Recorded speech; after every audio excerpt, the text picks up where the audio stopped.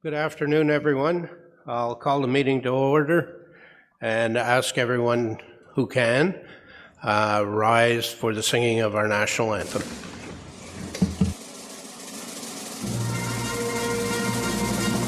Oh, Canada, our home and native land, true patriot love in all of us command.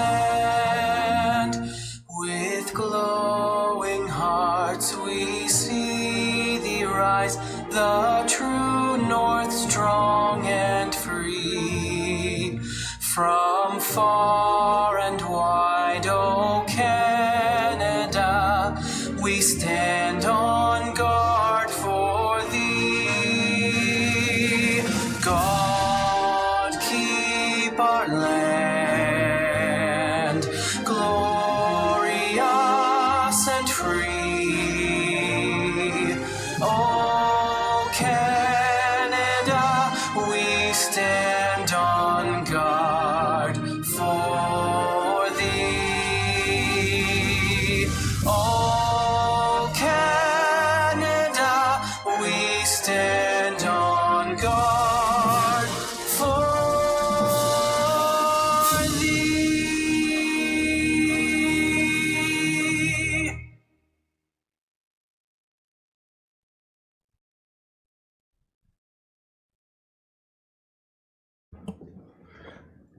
I have a couple of items to take care of. One of them is our land acknowledgement. The City of Kawartha Lakes respectfully acknowledges that we are situated on the Mississauga lands and the traditional territory covered by the Williams Treaties. We are grateful for the opportunity to work here and thank all the generations of people who have taken care of this land for thousands of years. We recognize and deeply appreciate their historic connection to this place. We also recognize the contributions of Métis and other Indigenous peoples in shaping and strengthening this community. National Indigenous Peoples Day serves as a reminder of the resilience and strength of Indigenous communities. It is a day when we come together to honor their unique heritage, traditions, and knowledge that has been passed down through the generations. I hope today serves as a reminder to listen, learn, and engage in meaningful dialogue about the diversity, unique stories, and cultural expressions of First Nation, Inuit, and Métis people. By learning from one another, we strengthen ourselves as a community. As you may know, June is also ALS Awareness Month. ALS, which is sometimes called Lou Gehrig's disease, is a progressive disease that severs the connection between an individual's brain and their muscles. It slowly takes away the person's ability to walk, talk, eat, and eventually breathe. Unfortunately, to date, there is no cure. In the beginning of June, ALS took the life of one of our very own valued staff members, Tina Kerr. Not only was Tina an extraordinary employee, but she was a loving mother and wife with a deep connection to our community. She worked tirelessly to educate and raise awareness about this disease. You may have seen City Hall illuminated in purple over the weekend. City Hall stood with other local landmarks, such as the CN Tower and Niagara Falls, to recognize the importance of this month. We extend our sympathies to the Kerr family and our care to other residents affected by the disease. Thank you. If you have cell phones, please make sure they're on vibrate. Thank you. Moving on in our agenda to item 2.4, ask you to join us in a moment of silent reflection.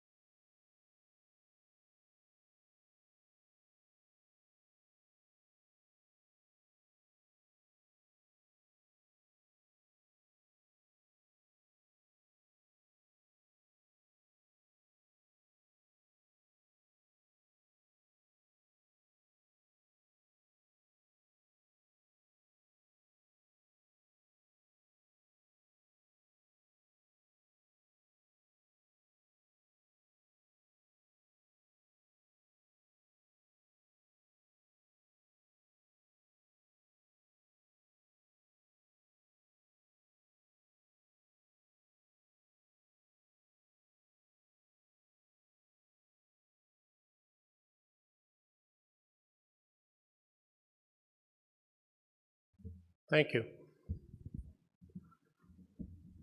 Moving on. Councillor Perry, do you have the adoption of the open session agenda? Yes, I do, Mayor. It's moved by myself and seconded by Councillor Warren that the agenda for the open session of the regular council meeting of Tuesday, June 20th, 2023 be adopted as circulated with the following amendments. Addition, item 15.1.19 being a bylaw imposing special annual drainage rates upon land in respect of which money is borrowed under the Title Drainage Act. And deletions, item 7.2 being a deputation by Michael Testaguza and Jeff Solly regarding reports Plan 2023-027 and Plan 2023-028. Thank you. Councillor Warren, you have your mic on, is that?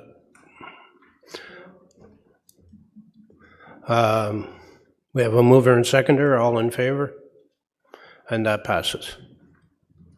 Are there any disclosures of pecuniary interest on anything on today's agenda?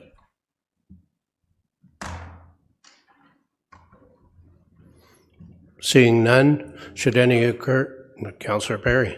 Sorry, Mayor, I do have a conflict of pecuniary interest conflict of interest rather, to declare on the consideration of the tribute development agenda item. I've submitted that to the clerk, and my children reside on Richard Avenue. Thank you. Councillor Warren, are you? Notification when you get to it. Thank you.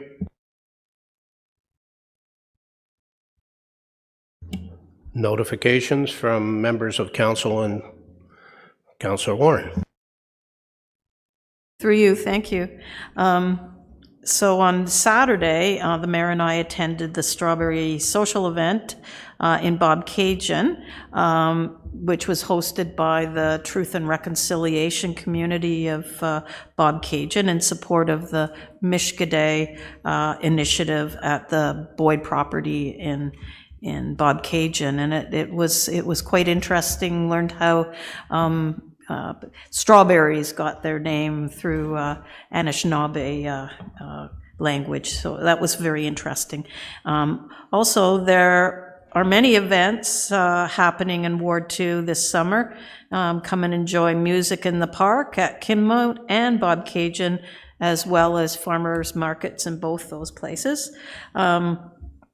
There will also be a wonderful Canada Day event in Bobcaygeon with many events during the day at the fairgrounds, including lots of fun events for the kids, entertainment, cake and ice cream, parade at 2:30, and a steak dinner at the Legion, and then fireworks at 10. So everybody's invited to come to Bobcaygeon. Also, on July 8th, there is the Bobcaygeon annual garden tea and tour, and it takes place from 10 to 4. And then on the weekend, I was able to represent council at the celebration of life for Tina Kerr. Thank you. Thank you. Deputy Mayor Richardson.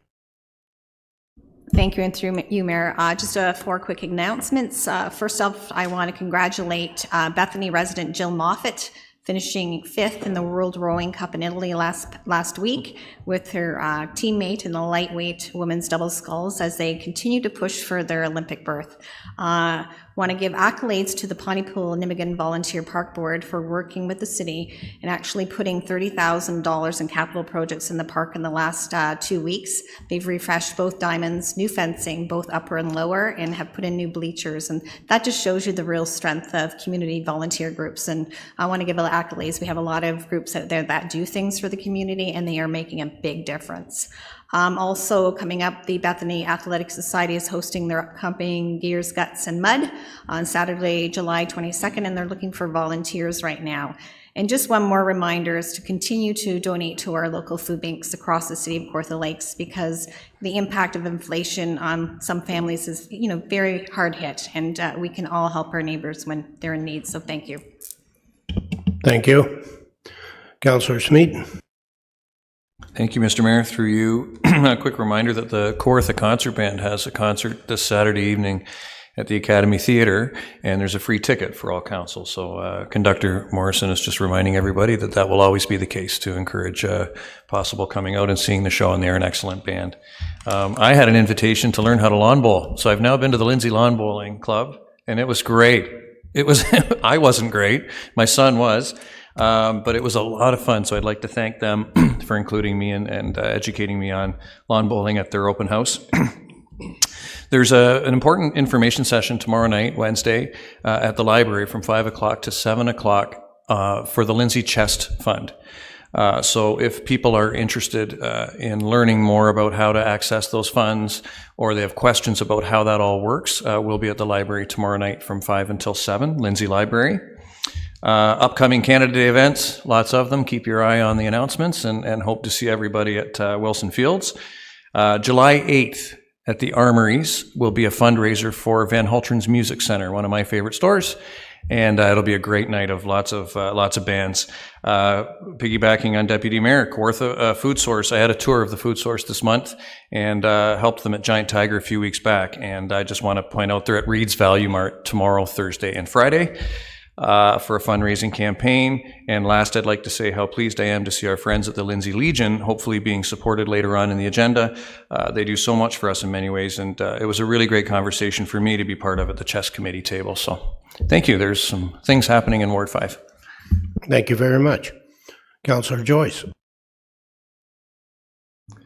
Thank you, and through you, Mr. Mayor. I'd like to do a shout out for our library system in Kawartha Lakes.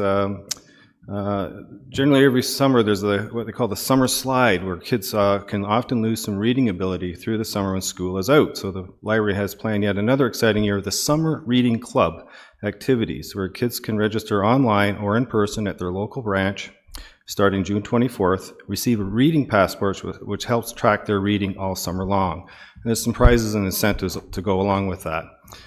And so parents, sign up your kids. There's also turtle visits, drumming workshops, painting programs, story walks, and more at your local library branch. On another note, I'm afraid I have some extremely sad news to share. Over the weekend in Oakwood, we lost a young child to a terrible accident. And I just want to read a Facebook post from a friend of the family here. Young 5-year-old Colton Morrison lost his life. A tragedy hit our community. To put this into context, is at Mariposa Elementary School, the monarch butterfly is their mascot, so students are called monarchs there. A tragedy hit our community this weekend. One of our school monarchs gained his wings too early in life. Take this as a reminder that accidents can happen and life can change in the blink of an eye. There's a GoFundMe page been created for Colton's parents, Caitlin and Mark Morrison. Please donate if you can. And thank you. Thank you. Councillor McDonald. Yes, through you, Mr. Mayor. Had the opportunity to attend the 4th Annual Kawartha Lakes Youth Awards last week by the Boys and Girls Club. There's 48 nominations, and there was 34 unique individuals who took home an award. But congratulations to all. There was 2 guest speakers there. Shahada Jack, she was the Canada Youth of the Year, which was very impressive. You'll be hearing a lot more of her in the future. And there was another one, Hannah Shavers. And today, I didn't know she was here today, but if you stand up, there she is. She was the winner of the Resiliency Award, and also a very, very good speaker. And you'll be hearing a lot more about her in the future also. Also attended the Victoria Amanda Car Show, which was very well attended, and would like to thank the staff and all the volunteers who did a lot of work to get that thing going that day, and there was a lot of happy people down there. So also attended the 43rd Antique Tractor Power Show along with the mayor, and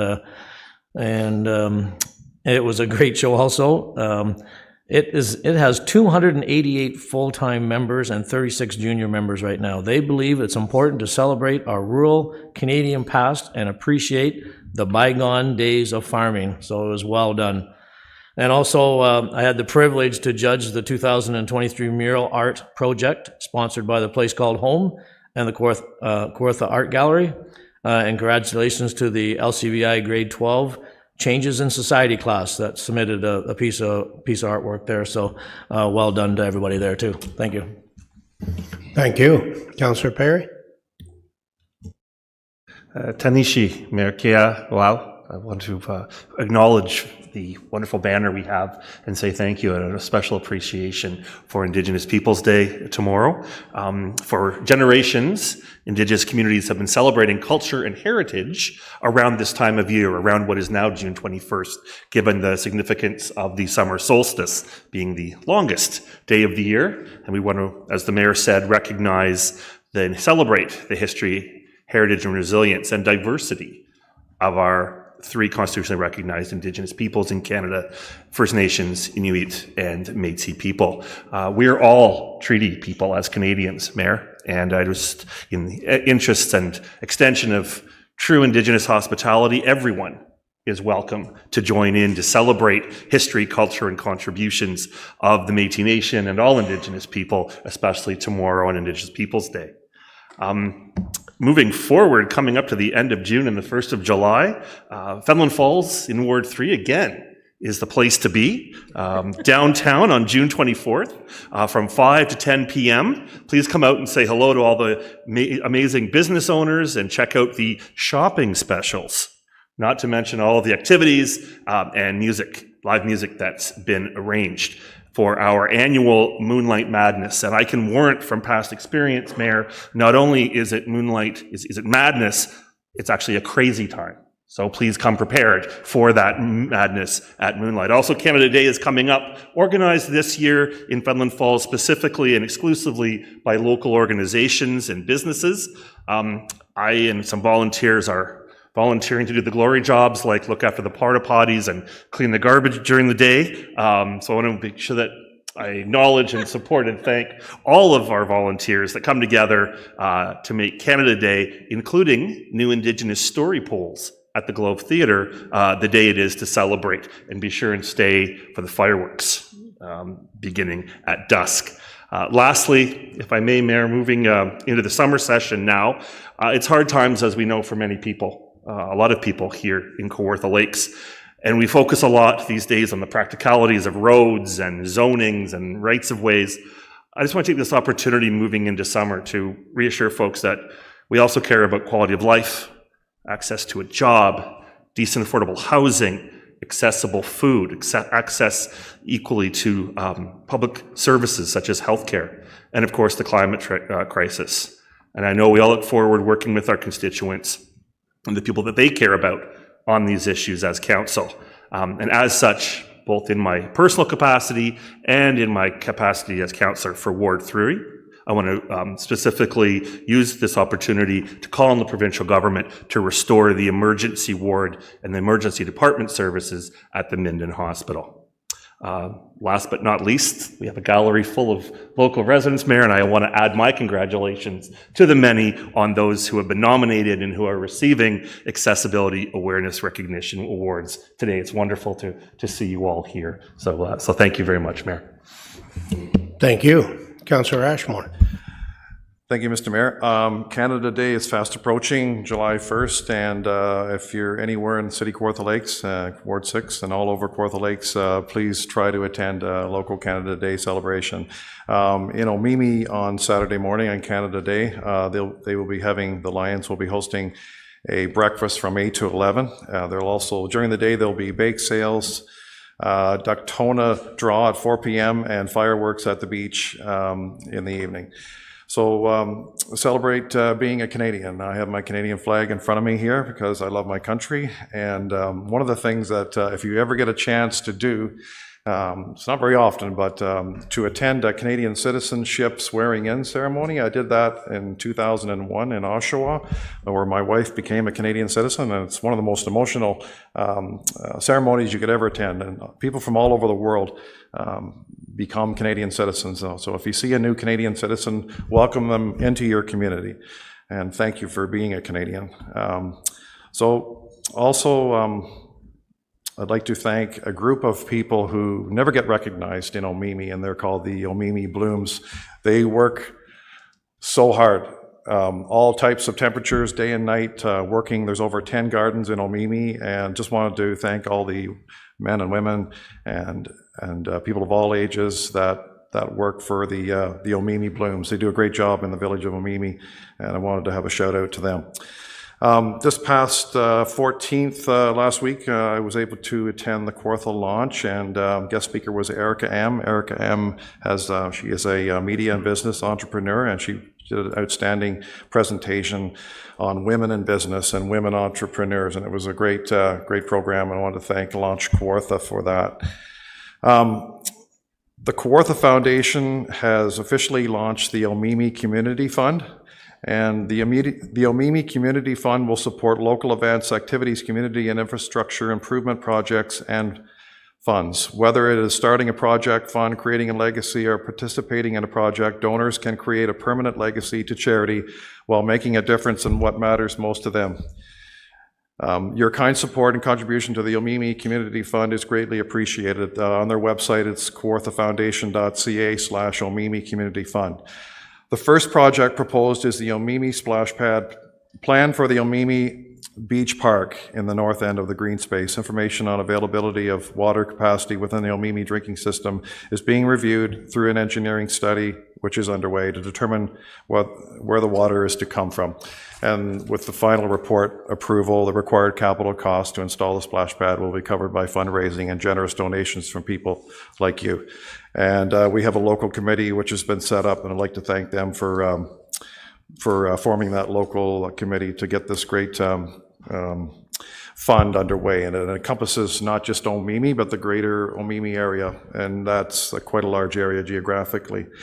And finally, last Friday, I participated in a paramedic observation ride-along. I went on the 12-hour shift with in the Bob Cajun EMS station. It was an amazing day, and I was along with advanced care paramedic Michael Locke and paramedic Karen Mitchell, and really learned a lot. And I really certainly gives you an appreciation of what our paramedics do. So I wanted to thank EMS Chief Sarah Johnston for getting the necessary paperwork that I could go on that ride-along, and I've certainly encouraged other members of council to if they get a chance to do it, because it was an amazing day, and I learned a lot, and I certainly appreciated all the hard work that our EMS do. So thanks again. Thank you. Are there any notices from staff?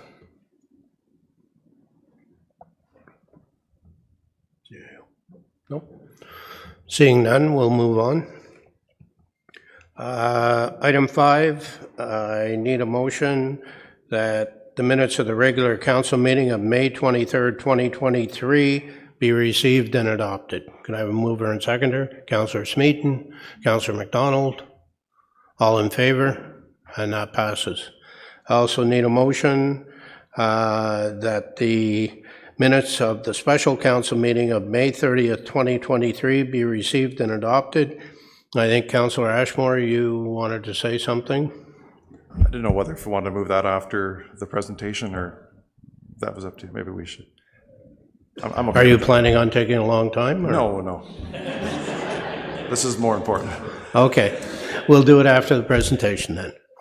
I'll defer that until afterwards. And we'll move right into our awards presentation and the accessibility awareness, and ask Christine Briggs, our IDEA coordinator, to take over.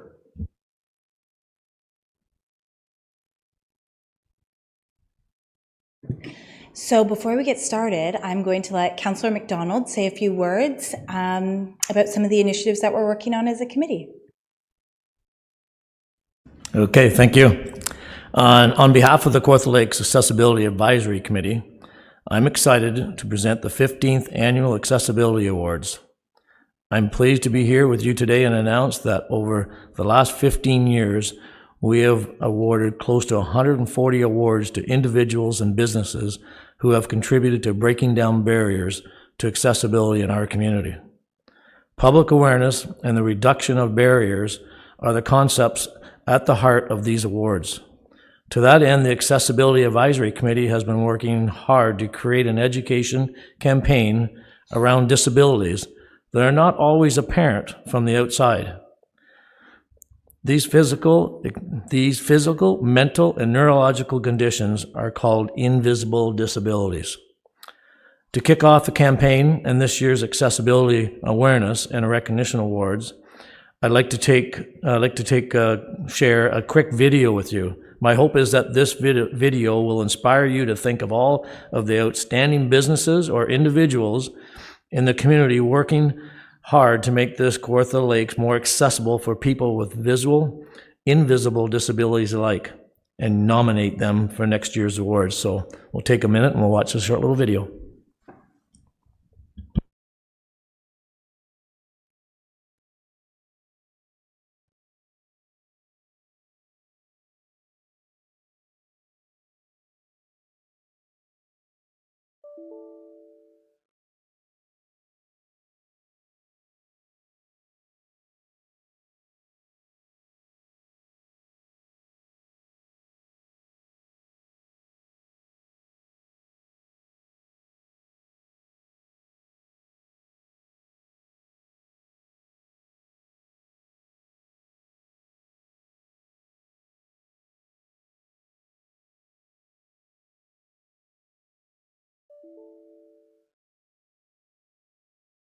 I'm not quite sure where that is, but if we maybe can just carry on, and when that video comes along, we'll show it.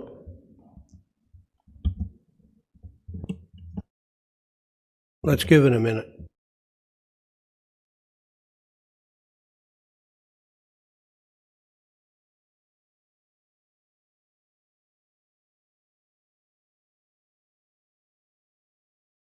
Okay. So I think Charlie hit the nail on the head. Disabilities are not always visible, yet bear the same importance as those that are. I'm proud of the dedicated efforts of our Accessibility Advisory Committee. Having sat on the committee myself for a number of years, I can say without a doubt that their endless commitment to breaking down barriers and social stigmas is admirable and extraordinary. I look forward to working with them in the future as they continue to make our community inclusive for all residents.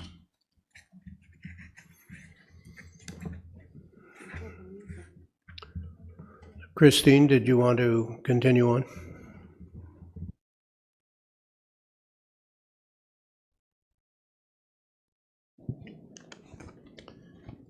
Mr. Mayor, our first nomination for an Accessibility Award goes to Aunt Laura's Tea Room for outstanding contribution by a business. Aunt Laura's Tea Room is located in an old farmhouse that's at least 175 years old, not a business that you would expect to be accessible, and yet owner Kathy does her best. There's a path and a ramp to allow access to the building.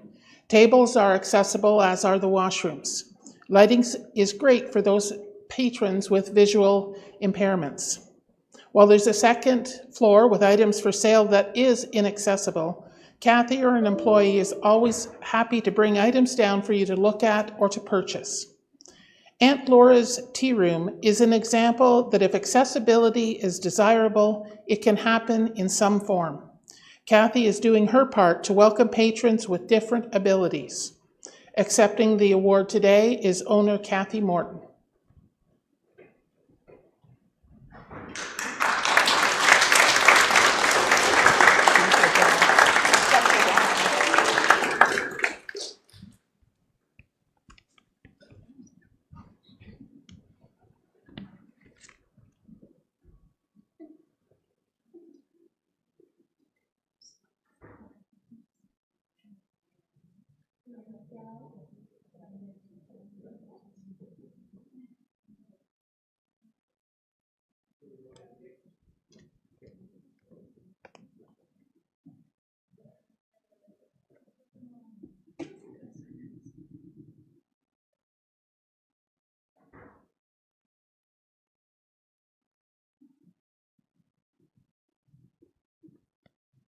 Our second nomination is Countryside Pharmacy in Omimi for outstanding contribution by a business.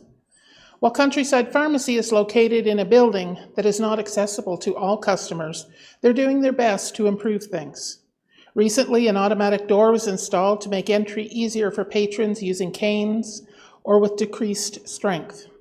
To serve clients who cannot enter the building, Countryside offers free delivery once a week. They also offer vaccines outside if clients are unable to access the building. The staff of Countryside Pharmacy is doing their part to break down barriers. Accepting the award is pharmacist Sarah Holtz.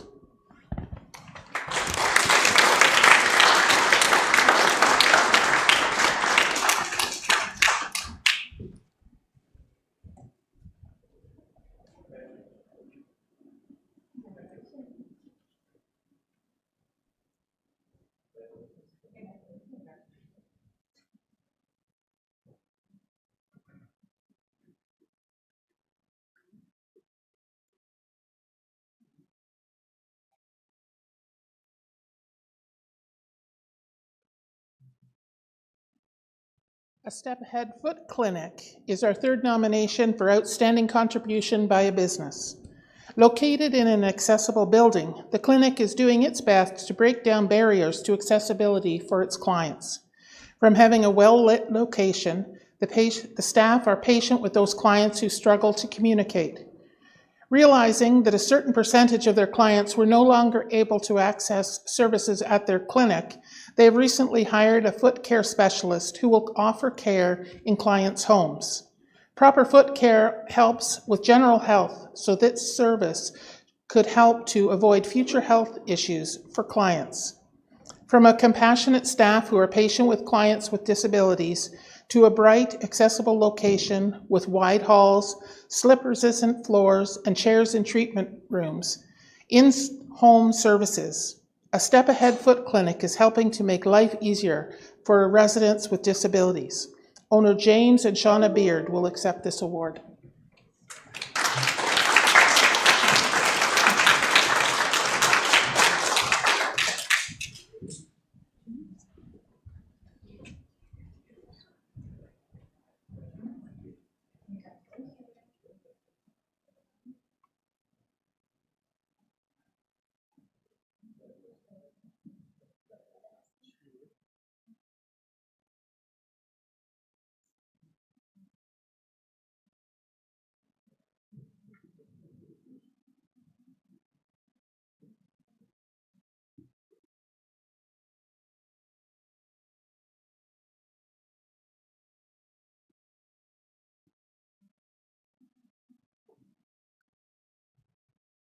Fenland Falls United Church is our fourth nomination for outstanding contribution by a community group. The church is doing its part to break down barriers to accessibility. An elevator allows all visitors access to the sanctuary for worship, music productions, as well as funeral and wedding services. After realizing that some visitors were having difficulty seeing the screens or bulletins, a large print version is available now each Sunday. A wheelchair-accessible washroom is available for anyone needing it. Due to its facilities, other City of Kawartha Lakes organizations offer programming in the building for people with disabilities. The building is over 160 years old, and yet the congregation has found ways to make it more welcoming to visitors. Deb Good, Board Chair, is accepting the award.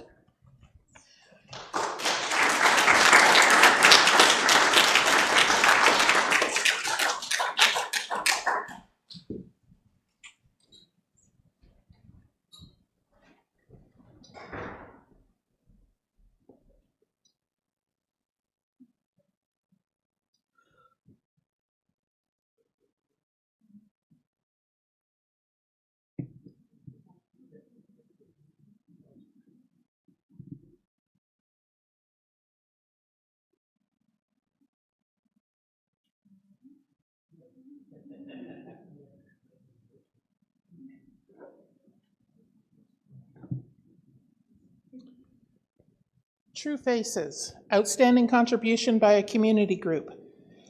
True Faces is an online community for individuals with disabilities. This community allows members to share their stories, educate others about disability awareness, as well as connecting with others with similar challenges. True Faces was co-founded by sisters Emily and Hannah Shevers, whose goal was to create a space where the voices of people with disabilities are amplified and included. The sisters, who both live with disabilities, grew up in rural area of City of Kawartha Lakes and did not have the opportunity to meet others with disabilities until late high school. When they did, Hannah and Emily knew that they had to recreate this experience for others in similar situations.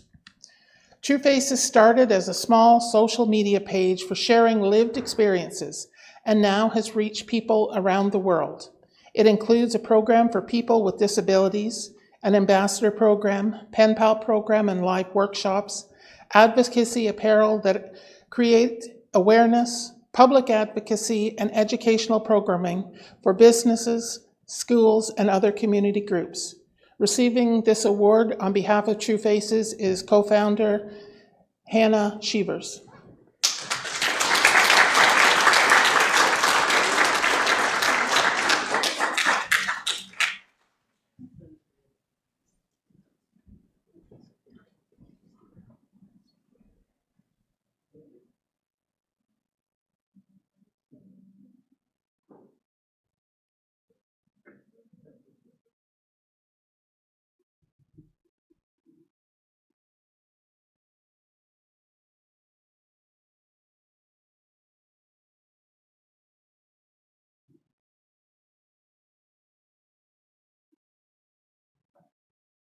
Hi there, my name is Gigi Porteous, and I'll be giving the awards out for the outstanding contributions by an individual. Andre Ombudswain used his past employment experience in planning, as well as personal experience with accessibility issues. Andre developed a series of standardized comments for Public Spaces Working Group to use while reviewing building plans. These comments were meant to encourage developers. We have no idea what other people are managing or working through while they're living their day-to-day life. Somebody else wants to be part of this too. Explain it to other people their needs. These comments were meant to encourage developers to see the inclusion of accessibility features as a bonus, not an onus. Andre also assisted with the development of a guide for developers outlining the benefits of including accessibility features in their buildings. And unfortunately, Andre is unable to be with us due to his ill health. And we will ensure that he receives his award and wish him speedy recovery.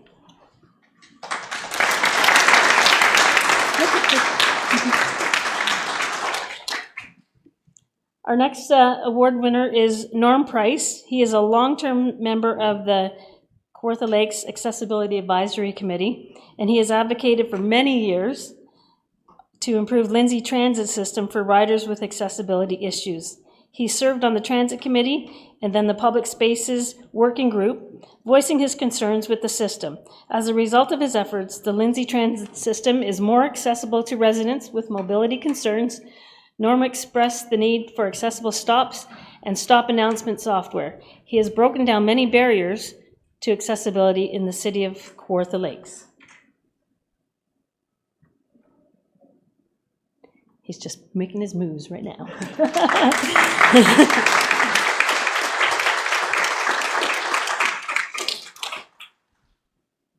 And by the way, Norm has a fantastic view of Emily Park. We're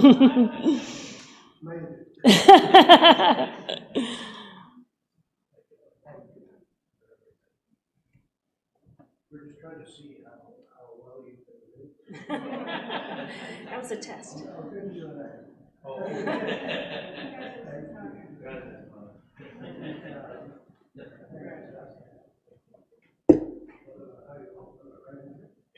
you can look at person out there, that'd be great.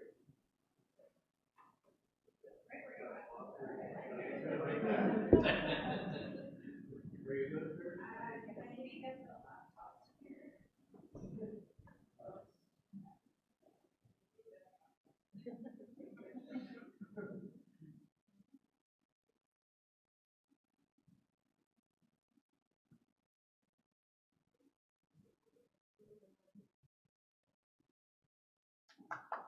We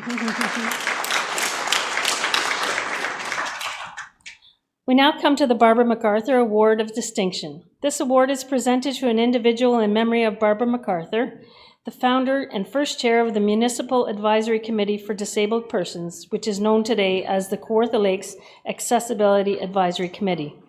Like Barbara, the nominee has devoted time and energy beyond normal expectations, and in doing so promoted public awareness and education in the area of removing barriers for individuals with disabilities. It is the highest award in the city to recognize individuals who are breaking down barriers faced by people with disabilities. 3 amazing young women from Omemee are our recipients for the Barbara MacArthur Award of Distinction. Emily and Hannah Shevers, 21 and 18, are sisters and co-founders of True Faces, which you've already heard. The sisters have provided over 1,000 hours in the past 4 years to improve the lives of people with a disability through community development, integration, and support. They were born with a genetic condition that resulted in a disability. Emily is legally blind, while Hannah is single-sided deafblind with facial differences. The sisters dedicated an entire section of True Faces to creating public awareness of disabilities, as well as breaking down stereotypes. They created a line of clothing, which you probably already saw on Hannah. She's wearing it now. With the sole purpose of starting conversations about what it means to have a disability. The clothing has the words disability on the front with dis crossed out to highlight the abilities and potential of people with disabilities to thrive. They did not want to remove the dis, as they believe the word disability can be empowering and should be embraced, not disregarded. The sisters share their message through social media and speaking engagements. After their first presentation at Scott Young Public School in May 2019, Emily and Hannah proceeded to book camps and national conferences, the Rhine Society, CNIB Connecting the Dots, community support services such as Katupla, Peterborough Persons with Disabilities. These young women are enthusiastic and are breaking down barriers for residents with disabilities in the Kawartha Lakes region. Our first nomination is Catherine. Oh, sorry about that. That's that. Sorry about that. Do you want to come back up?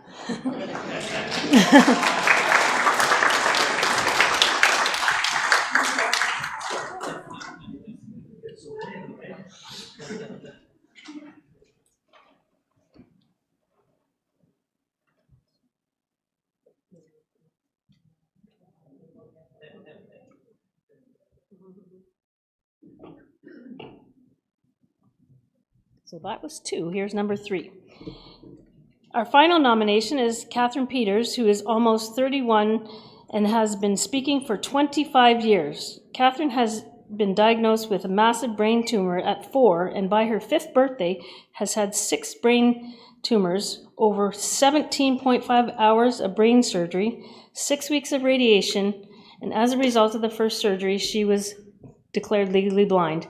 She had a seizure disorder and a cognitive impairment. By the age of 6, she started speaking about pediatric brain tumors, raising awareness and funds. She's a go-getter. She also spoke about visual impairment. Catherine spoke at events, community groups, and crowds of up to 1,500 people. She was a speaker at the Brain Tumor Foundation of Canada's National Conference. Catherine helped to raise funds for pediatric brain tumor research through her family event, Laughing with the Ladybugs, for 10 years. She helped to increase accessibility for younger people and challenged the local bank when questioned why she needed to use the accessible teller. Since her July 2021 accident that left her a paraplegic, Catherine has added spinal cord injuries to her list of challenges, but she continues to boost awareness of the challenges she faces now and in the future. Her artwork has been sold in 38 different countries and helps boost more awareness. One piece was used by Alcon for a holiday card. Catherine has been breaking down barriers almost her entire life and is a worthy recipient of the Barbara MacArthur Award of Distinction.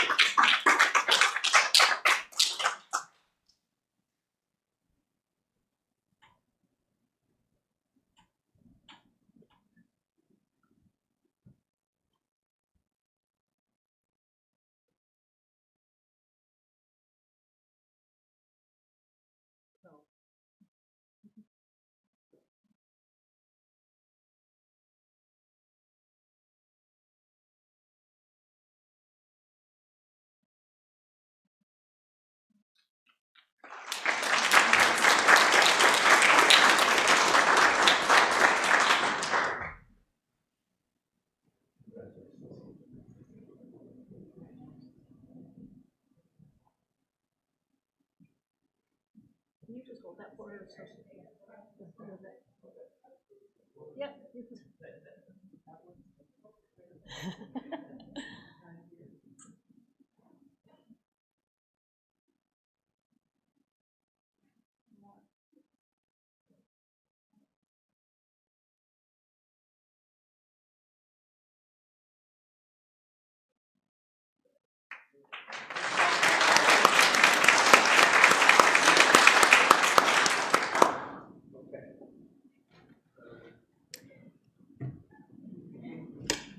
Town Council, I present to you the City of Kawartha Lakes Accessibility Award recipients.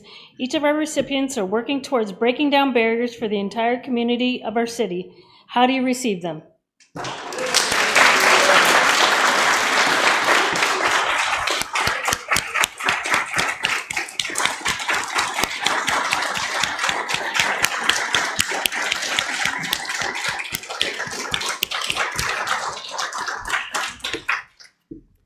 Thank you so much for your time.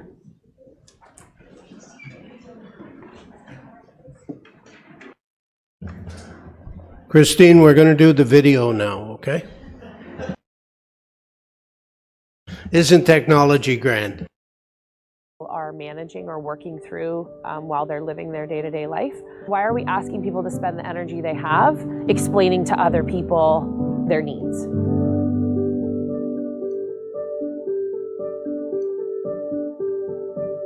Well, since I was 4 years old, I've been diagnosed with a massive craniopharyngioma. And if most of you don't understand what that is, it's a brain tumor. You can't judge a book by its cover. That just because someone looks quote unquote normal, they might be struggling with a lot of things. There's been a lot of times when people just haven't believed that Catherine had a disability before she was in a chair now permanently. We taught her from a young age that she could advocate, be respectful, but that she deserved to get the help that she needed. And so she would be a very good self-advocate.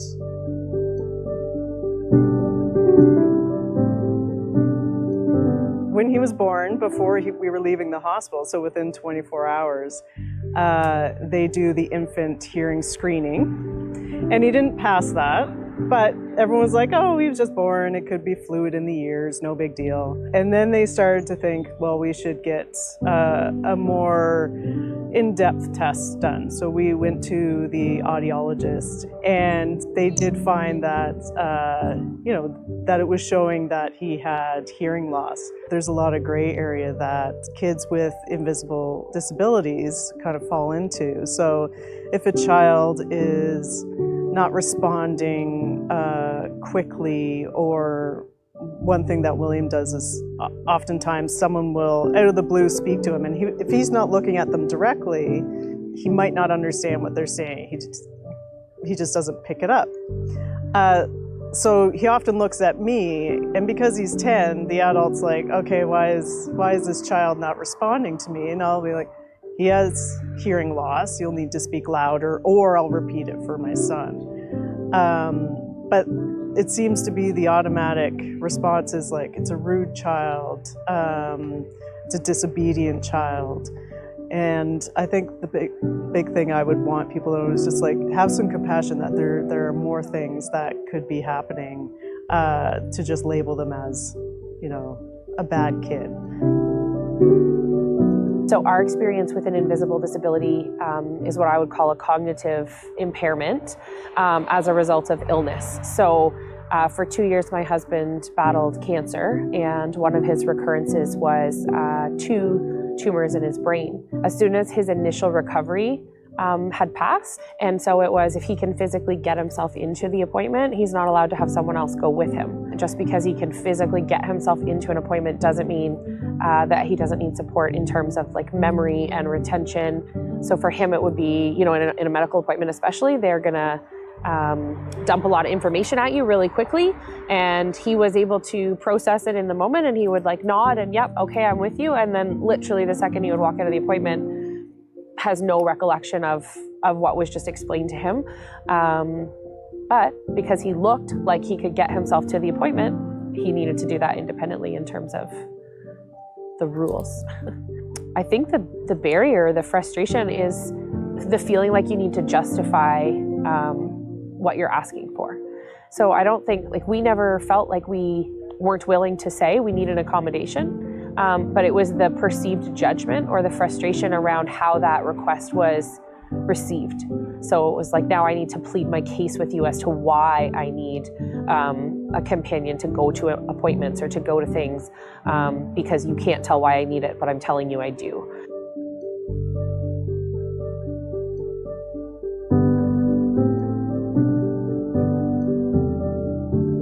Just because you have a disability doesn't mean you want pity. I don't want pity for Catherine, and Catherine doesn't want pity. We just want the world to be a better place where she can do what other people can without so many barriers. Just because somebody doesn't look like they have a disability doesn't mean there isn't one there. If everybody approached life from the perspective that everybody's just doing the very best they can with whatever the situation is that they're faced with, we'd have a lot more grace. Like, we'd just let a lot more people do the best that they can, and that's good enough.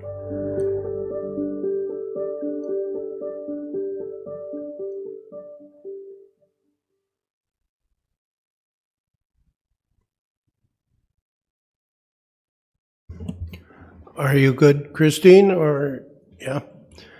I want to thank, on behalf of council, the members of the Accessibility Committee for their work in putting this together, and particularly our manager, Christine Briggs, and thank all the recipients of the awards for coming today.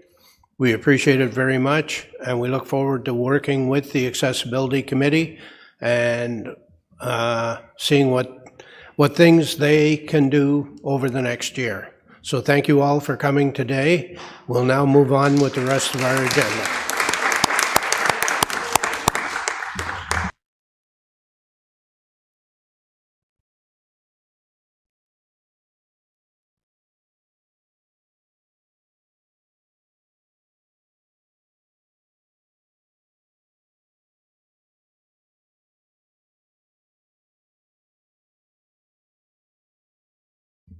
Okay, when we left off,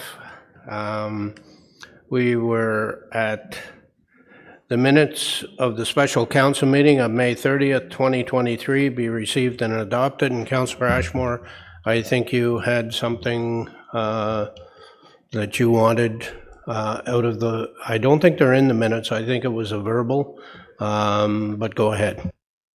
Thanks, Mr. Mayor. It was we had discussed it that day about memos and how councillors would put items on the agenda, and it was determined, or I think it was determined or predetermined, that there would be only 4 memos allowed per person or per month. I just want to get clarification if I could, like what that was. The suggestion, or what we were hoping for, is that there be only, we restrict to 4 memos per committee of the whole. And that's for all of council. So that would be 4 memos per councillor per, no, I just want, if you could explain. It would be 4 in total. So if you had 3, somebody else could have 1. So 4 memos per meeting. Yeah, and of course, I get to be the arbitrator on which memos get through and which ones don't.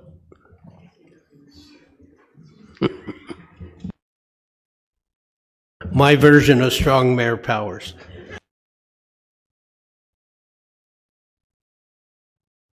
Are you good with that? Yeah, that's fine. We discussed this. It can be changed, Councillor. Yeah. I'm just suggesting we start there, and if it's creating a problem, you know, we can be adaptable. But I think 4 is reasonable per committee of the whole. Okay? Could you move the recommendation? I'll move that. Thank you. Can I have a seconder? Councillor Warren. All in favor? And that's passed. Moving on to deputations, item 7.1, we have Miss Anna Dare on short-term rentals.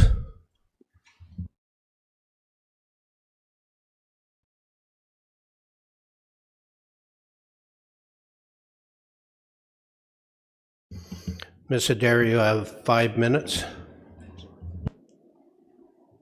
Thank you, Mayor Elmsley and Council, for letting me speak to you today regarding the new short-term rental bylaw that is on the agenda.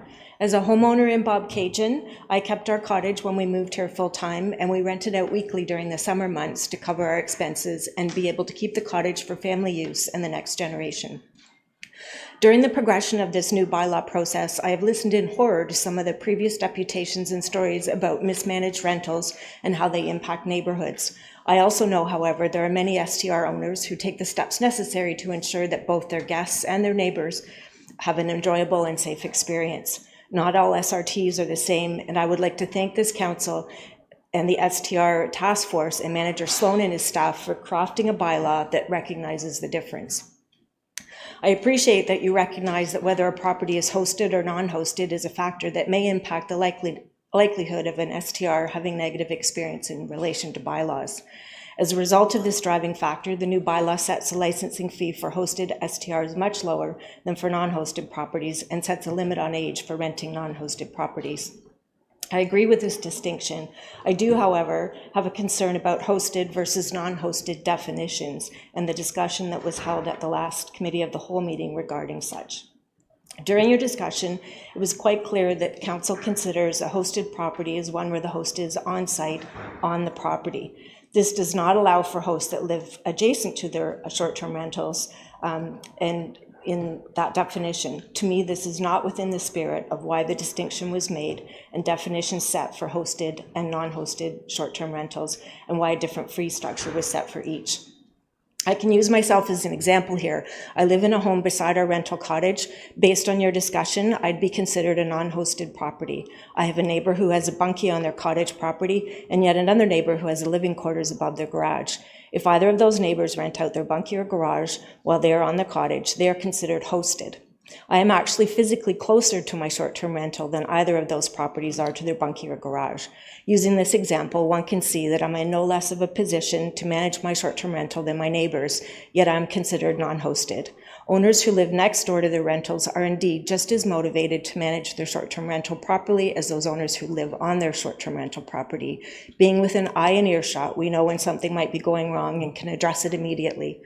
I've only had one problem arise with the renter over the years, more than likely because I am next door and manage the property closely, but it serves as a good example here. 2 years ago, I had a couple rent from us. All went well for the week that they were there until the last full day. They headed to Big Boyd Chimneys Island for the day on the water. They arrived back to the cottage late in the afternoon with 4 other boats and a cabin cruiser in tow pulling up to the dock. They were ready to move the party from the back channel at the island to our rental. I was able to meet them at the rental dock before the dozen or so extra guests had even offloaded, and was able to stop the party in its tracks, sending the extra guests and their accompanying loud music on their way. I reacted just as quickly as an owner would have who lived on the property. Why? Because I'm right there. I'm right next door, but I am there. An adjacent property owner is indeed able to react and manage the property just as well as an on-site property owner could, and that is well within the spirit of why you have made the distinction between hosted and non-hosted properties. I also heard council speak on how they didn't want to make exemptions and that it wasn't an exercise in line drawing, but indeed that is exactly what the bylaw as written is doing. The invisible property line is being used to exempt and exclude those of us who live next door from being included as on-site, as we are in fact at the site and ready to manage problems. Living next door, we not only consider how a renter will represent one of our most valuable respect one of our most valuable assets, our cottage, but we're also how the short-term rental impacts the value of our own home too. That's a bit of extra motivation, if you will. We value our peace and quiet, care about our neighbors, and how the management of our short-term rentals impact the integrity of the neighborhood. We are no less motivated to run a well-maintained, well-managed rental than those who live on their short-term rental properties. We are right next door, after all. I heard Councillor McDonald state that the law needs to be fair but firm. Through you, Mr. Mayor, Councillor McDonald, I couldn't agree with you more. I would say to this council, in order to keep within the spirit of why short-term rentals are defined as either hosted or non-hosted. And in order to be fair, as Councillor MacDonald stated, I'm requesting that before passing this bylaw into effect, the wording on the hosted definition be clear and updated in order to include owners who are not only on the property, but also at the property by being adjacent to it. Please don't wait until you've tested the waters of this new bylaw to be fair. Please be fair upfront and in keeping with the spirit of why this distinction was made in the first place. Please include wording now. I ask on behalf of those of us who live right next door to our rentals to please redefine hosted from residing at the property to residing at or adjacent to the property. Thank you for your time and consideration. Thank you. If you could just stay there and I'll see if there are any questions from council. Council, questions for the deputant? Seeing none, thank you for coming today. Thank you. In a few minutes. I have a motion to receive the deputation. Use your button.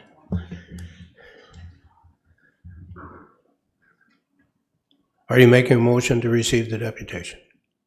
Absolutely, yes, I'll make a motion to receive the deputation. Could I have a seconder? Councillor Perry. All in favor? And that's passed. We have no more deputations. Item 8 is correspondence. No correspondence. And item 9 is Committee of the Whole. Is there correspondence regarding Committee of the Whole recommendation? No. And Committee of the Whole minutes. A motion that the minutes of the June 6, 2023 Committee of the Whole meeting be received and recommendations included in section 9.3 of the agenda be adopted, save and accept item 938, short-term rentals, and item 9324, the Dunsford Nature Trail. I have a mover and seconder. That'd be Deputy Mayor Richardson, Councillor Smeaton, all in favor, and that's passed. Councillor Warren, you have 938 short-term rentals. Yes, through you, Mr. Mayor, and thank you for Anne for coming out today. I'd like to amend the definition of hosted versus non-hosted. If I get a seconder, I'll read the Councillor recommendation. Ashmore. So I'm requesting that it be updated to read, hosted means short-term rental of a dwelling or premises with licensed host owner permanent resident residing at, on, or adjacent to the property while it is being used as a short-term rental accommodation. Did you want to speak to it more, or is that? Just quickly, I think Mrs. Adair, Ann Adair, spoke to it, and she literally can, she's right there. I mean, if you stand on the line, she's on the property. So I think she spelled out what changes that she's asking for, and that's why I'm moving the recommendation, because I think it's the fair thing to do. Thank you. Thank you. Councillor Ashmore, do you want to speak to it?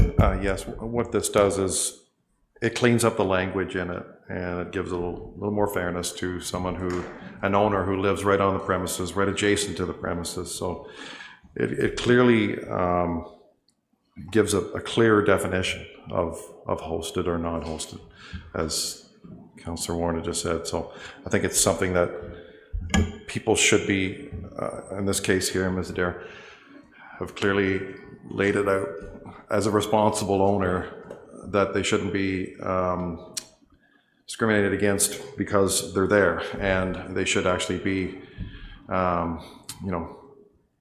it's a positive thing when you're there and you're on top of the situation all the time.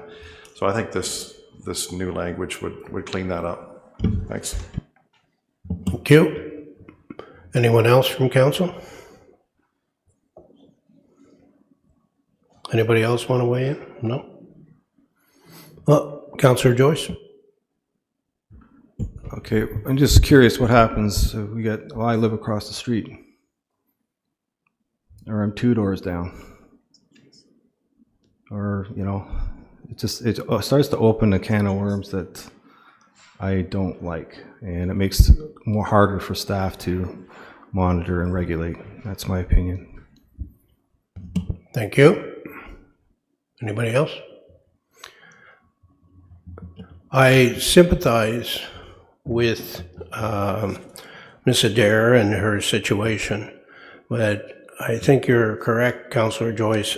We're going to get into very muddy waters, and one of the things that's in that bylaw is a unhosted or a hosted property can be rented to an 18-year-old, where an unhosted property can only be rented to a 25, from 25 on. So being unhosted, that would open the door for 18-year-olds, and I think we had that discussion at Committee of the Whole, where we made the determination that hosted would be age 18 and unhosted would be 25.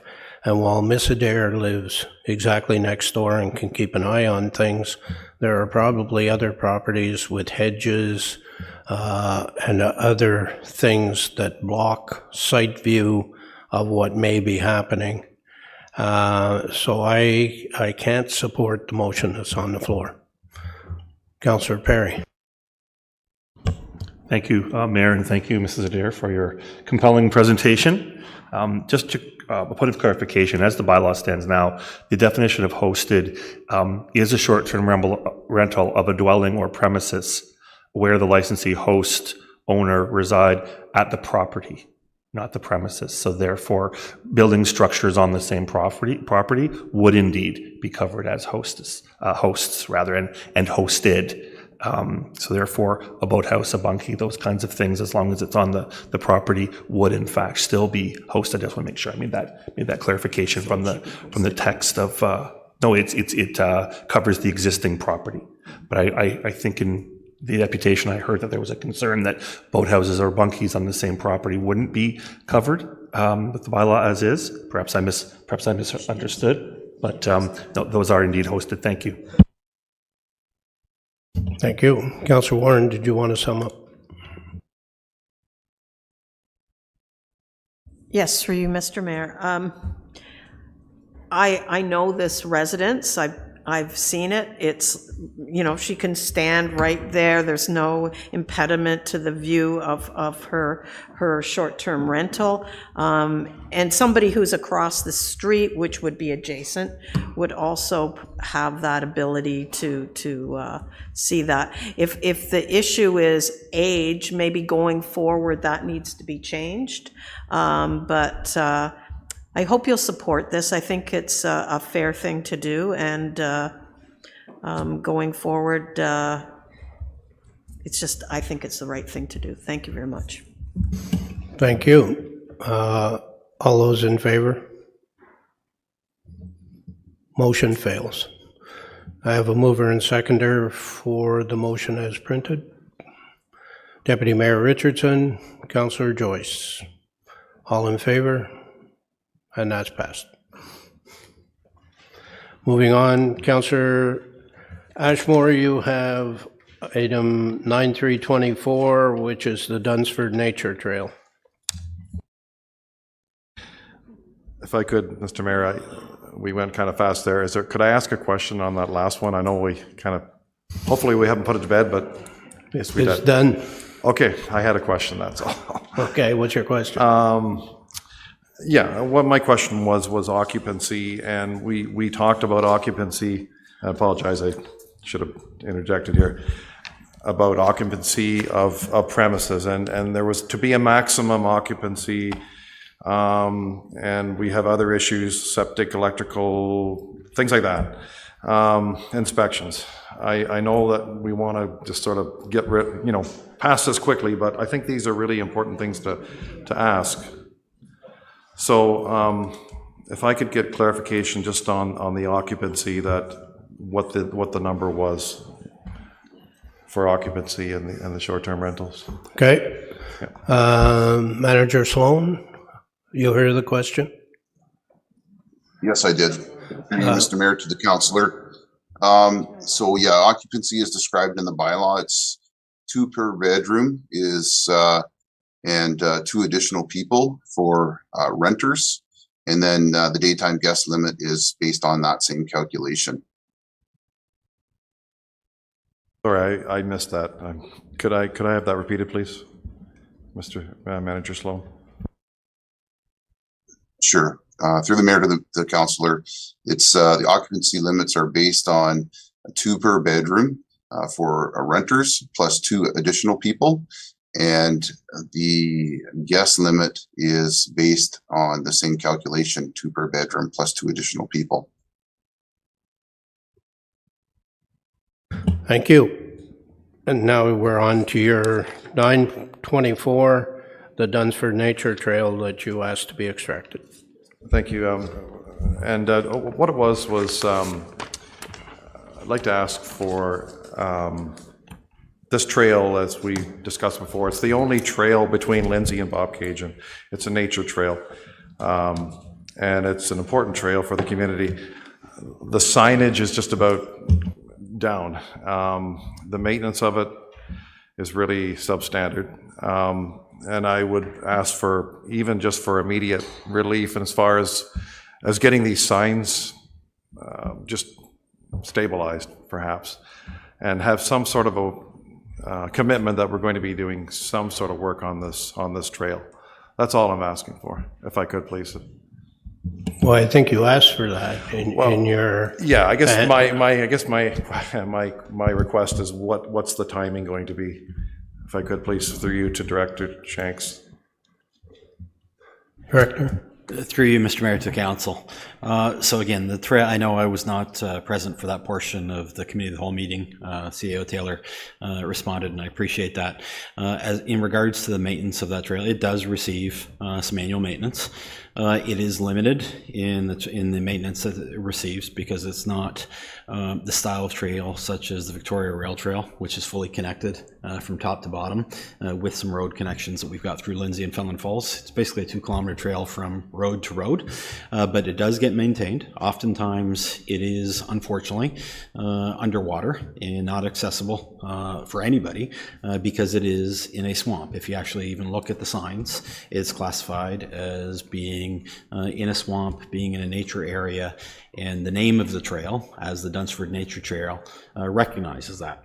So the work that we provide, we do some annual cutting of the grass along the edges of the trail, but that does come with concerns that are raised by members of the public due to the fact that it's an environmental area and takes some potential habitat away from butterflies and things of that nature. So we try to address the maintenance in a way that is providing maintenance, but also understanding the environmental aspects of it. Staff have listed the sign on the Heights Road portion, because that's where the sign is, as in need of replacement. So that may be done this year. It will be done next year at the absolute latest. And as in regards to other maintenance on the trail this year, it will be based on an as-need basis. If there is flooding that occurs due to beavers. Again, I believe that the mayor even spoke to this 2 weeks ago, that last year there was 26 or 27 beavers, which we had to trap and remove, and that's what causes a big part of the issue. So that kind of maintenance will continue as well, so that we are trying to alleviate some of the flooding so that the trail can be used throughout the summer. So quick answer, we will be doing some grass cutting. We're reviewing the sign for replacement, and that sign replacement would be either this fall or next spring. Okay, you okay with that? Yeah, that's certainly helpful. That's good news. Yeah, because it's I mean, when people need to know that it's there in the first place, and the signs are, you know, they're certainly showing their age, and they're almost to the point where they're almost falling down. So the one in Dunsford and the one on Heights Road. So that'd be great if we could look at that this year. That would be excellent. Yeah. Do you want to move the recommendation? Yeah, I'll move the recommendations. Seconder, Councillor Smeaton. All in favor? And that's passed. Moving on to Planning Advisory.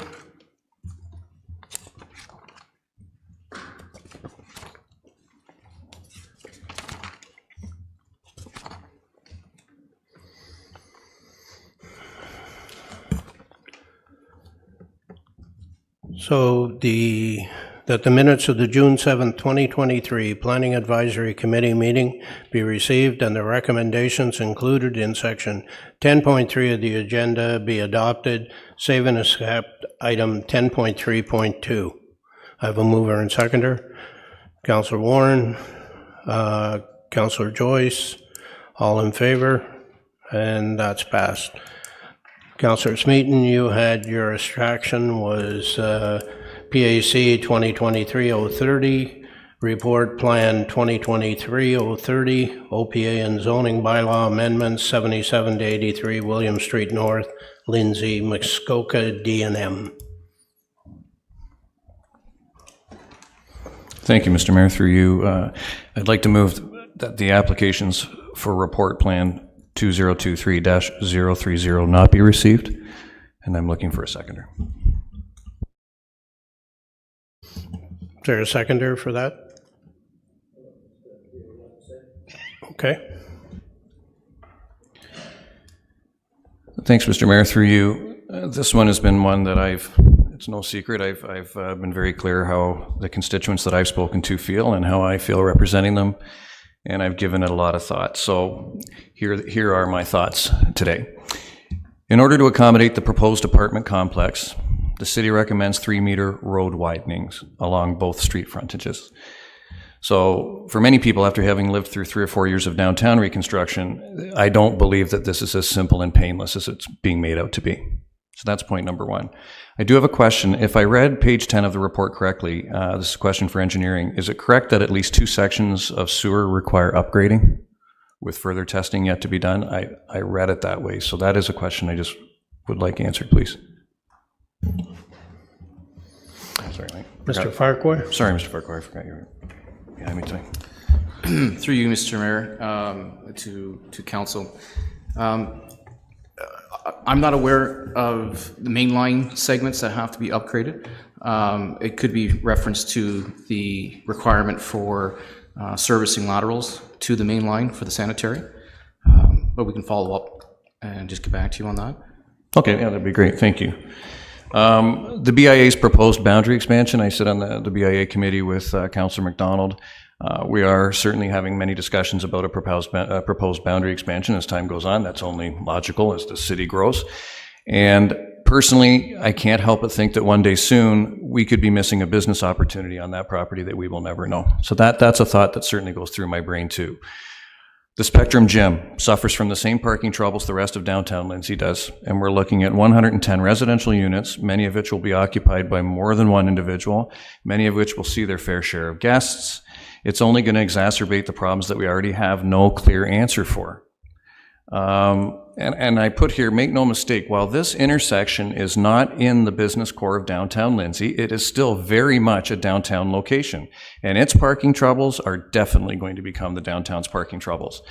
And at a time when we already have enough of those to spare. In fact, contrary to suggestions in the city's 2021 independent parking study, 231 pages large, we're entertaining the notion of 110 new residential suites in the heart of the problem area.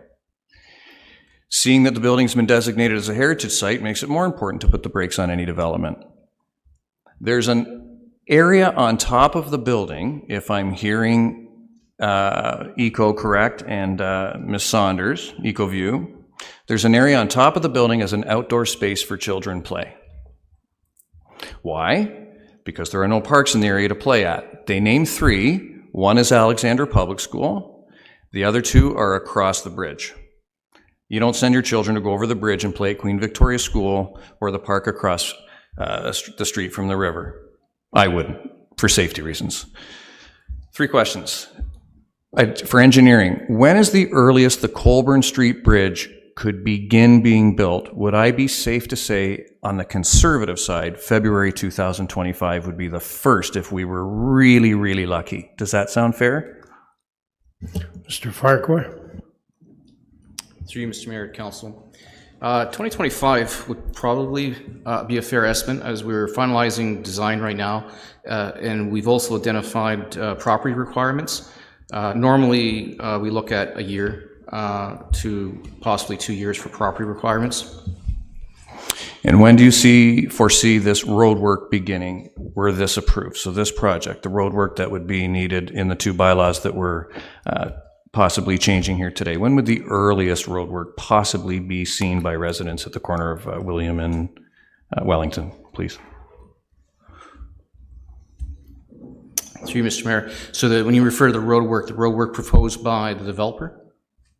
The road work, any of the engineering work that we're talking about here, whether you're going to get back to me on the sewers, the extensions, for the actual roadway itself, perhaps the underground parking that's referred to in there, any of the things that we'd be seeing as the building we're now as a city watching this building being built, or the beginning phases of what will go on to have it built. Could it be sooner than February 2025? Through you, Mr. Mayor, it would depend upon the approvals and the final agreements that would have to be entered into for servicing. And maybe the timeline for that, planning could speak to, but once those approvals in place, the developer would submit a timeline. But I would assume within a year of approvals, they would want to move on timing for constructing the building. I would think so too, because that's what they've said. And so for Ms. Berry, is it fair to say then that this project would almost definitely be beginning before we saw a bridge completed at Colburn Street? Knowing that the bridge, the earliest it could even start is February 2025. Through the chair, sure, it's possible. That is certainly a possibility, yes, as we're all aware. A probability? We haven't seen any of the, and I don't suspect that the city's, engineering department is yet in a position to speak about the precise timelines ahead of all the work involved with bridge repair, replacements, etc. That is a conversation that is likely in parallel to this one or forthcoming, but is a separate issue to the official plan amendment and zoning, which are putting the planning approvals in place to facilitate the next step of the more detailed design, which comes next.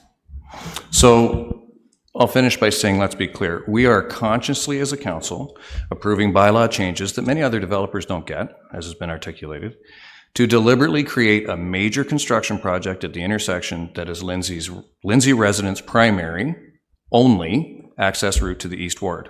Where Dunsford is, where Bob Cajun is, where one of our two public high schools are, where Peterborough is for many people, et cetera, et cetera. So our landfill is over there. Our dump trucks go over this one artery, this one intersection, and it's an intersection that is already frequently chaotic. We need this developer, for sure. We need this building, for sure. And we need it somewhere else. Thanks. Thank you. Deputy Mayor Richards. Thank you, and through you, Mayor. I can't support this direction that Councillor Smeaton's going on this one for numerous reasons. I do respect him, coming to the table, speaking for his residents today, but the council sitting around this table right now have a huge issue in front of us, and that's the housing crisis. We don't have affordable units. You have a developer that's coming to town that's willing to make that investment in our town to provide 35 units out of the 110 units, so we can actually knock some of those check marks off for those folks that are looking for affordable homes right now. April 21st, they came to council. This council approved that application so far so they could go after that CMHC funding, which is that seed funding that they needed. Back at that time, let's be honest, that proposal came before that rapid housing formula was introduced by the province. So let me tell you right now, they have that extension till the end of June right now, and if we don't move forward this project to help other individuals and residents in our area, we're going to lose that funding, because there's a huge backlog of other builders that want that funding so they can do this. We're no different than any other municipality right in Ontario right now, but we have a very legitimate builder that does a good job. I've researched to look at what they've done, and they come to the community and they say they'll come and do a good, proper build. We had those questions, absolutely. There is some issues regarding traffic and sight lines. They came back to the table and they came and had a conversation with our planning department, and they recognized that that 3-meter widening had to happen on both ends so they could provide a better circus of turning. They've got that 5 by 5 meter daylight triangle that they've exposed. They've moved the proposal to the northwest corner of the lot. They're coming to town. Like I said, I understand that you're representing your residents, and will it be perfect? There probably will be some hitches, but let's be honest right now, the real concern that we have sitting around this table right now is getting homes, affordable homes, and this hits that criteria. So at this time, I can't support denying the report. So that's my thoughts. Thank you. Thank you. Just a couple of things. Whatever we do, we have to receive the report. So I think your motion should be to receive the report but deny the rest of the recommendations. My apologies. Thank you, Mr. Mayor. Good learning experience for me. Right.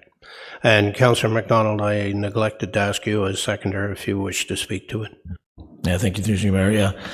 Yeah, Councillor Smeet and I have discussed this first when we got on council and so on, and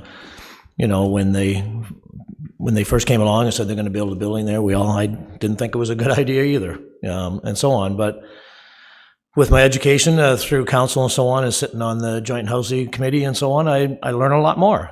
And I hear them say every day that we need housing. I hear it every day on the TV. I hear it in this room. I hear it everywhere that we need more housing. We need more housing, and I understand we do. And like, this is a tough decision for sure for all of us to make. But the bottom line is that we need housing, and we need to do the best we can to provide housing for people that need it. And that's kind of where I'm thinking right now of where we should go. Is your second standing, or are you removing your second? Councillor Ashmore. Thank you. Through you to the CAO. When we discussed the Colburn Street Bridge at the budget time, you had mentioned, or I think engineering had mentioned, that the environmental assessment was already done. It was basically shovel ready. And it's taken like 20 years, 25 years. This goes back to the town of Lindsay, before 2000 amalgamation. We've been taking so long to get this Colburn Street Bridge done. This corner is gridlock. It's always, and tractor trailers are difficulty, not just tractor trailers. It's just a high volume corner, and adding more to the density, could be problematic. But just wanted to get clarification on this Colburn Street Bridge, which is so badly needed in the town of Lindsay. What is the status of that? Like, we keep saying it's going to be built, but and I've heard, and we've been told at council that everything's all good to go. But is 2024 or 2025 realistic to get it going, to get it constructed? Through you, Mr. Mayor, I would suggest yes. Although the work was done and the justification was done decades ago, councils past have chosen not to invest or proceed with the projects. So it has been on the books, but it hasn't been approved in budgets. It has been now. And the manager sort of mentioned that we are doing our sort of detailed design and review now. And I think it was responded to the earliest that project could proceed would be in the 2025 construction year. And I don't see anything delaying it at this point. It's now been committed to in our capital planning. Is there any way it could coincide with the construction of that building? I mean, if you look at other big projects in Lindsay, like Bloom, a very big project, a nice project, and it doesn't have the same situation that this project has. But can these two projects be similar construction time so they could be synchronized with each other? I guess through you, anything's possible. Again, the timelines after approvals we don't control, so we couldn't necessarily speculate. We can regulate when and how implementation takes place with a development project. The bridge, though, will be planned and go forward as directed by council. In terms of how we sync up these projects, or even others, there's many others that are happening in and surrounding the downtowns, and we're going to have to stage traffic and construction accordingly. So we would be ready to do that so that we don't have absolute gridlock or a closing down of access to any given area. I mean, the one example I should have said was we just a couple of years ago did major improvements to the bridge in front of the Academy Theatre. And it took a lot of work. It was structural work. It's right there. It's the same sort of traffic flows. And we were able to manage the traffic appropriately over that period of time and minimize restrictions. And we would do the same for this other one. Councillor Warren. Through you, Mr. Mayor, I too, I will support the receive, but going forward, I can't support not going forward. For all the reasons the Deputy Mayor has said today, I won't repeat all of them, but I think one of the salient points is housing and the loss of funding that could happen if we don't go forward with this. And at the Planning Committee, I specifically asked the Director of Engineering, can he make this area safe, you know? And he said yes. So for those reasons, for needing housing badly, for making sure that we have the funding for the developer going forward, I think we have to move forward with this. So thank you. Thank you. Councillor Joyce. Thank you, Mr. Mayor. Through you, actually, Councillor Ashmore touched upon what I wanted to emphasize is the temporary nature of this gridlock. The bridge will be built. These bridges last 50 plus 100 years. So I agree with Deputy Mayor Richardson as well. All those are very valid points. We don't want to lose this opportunity.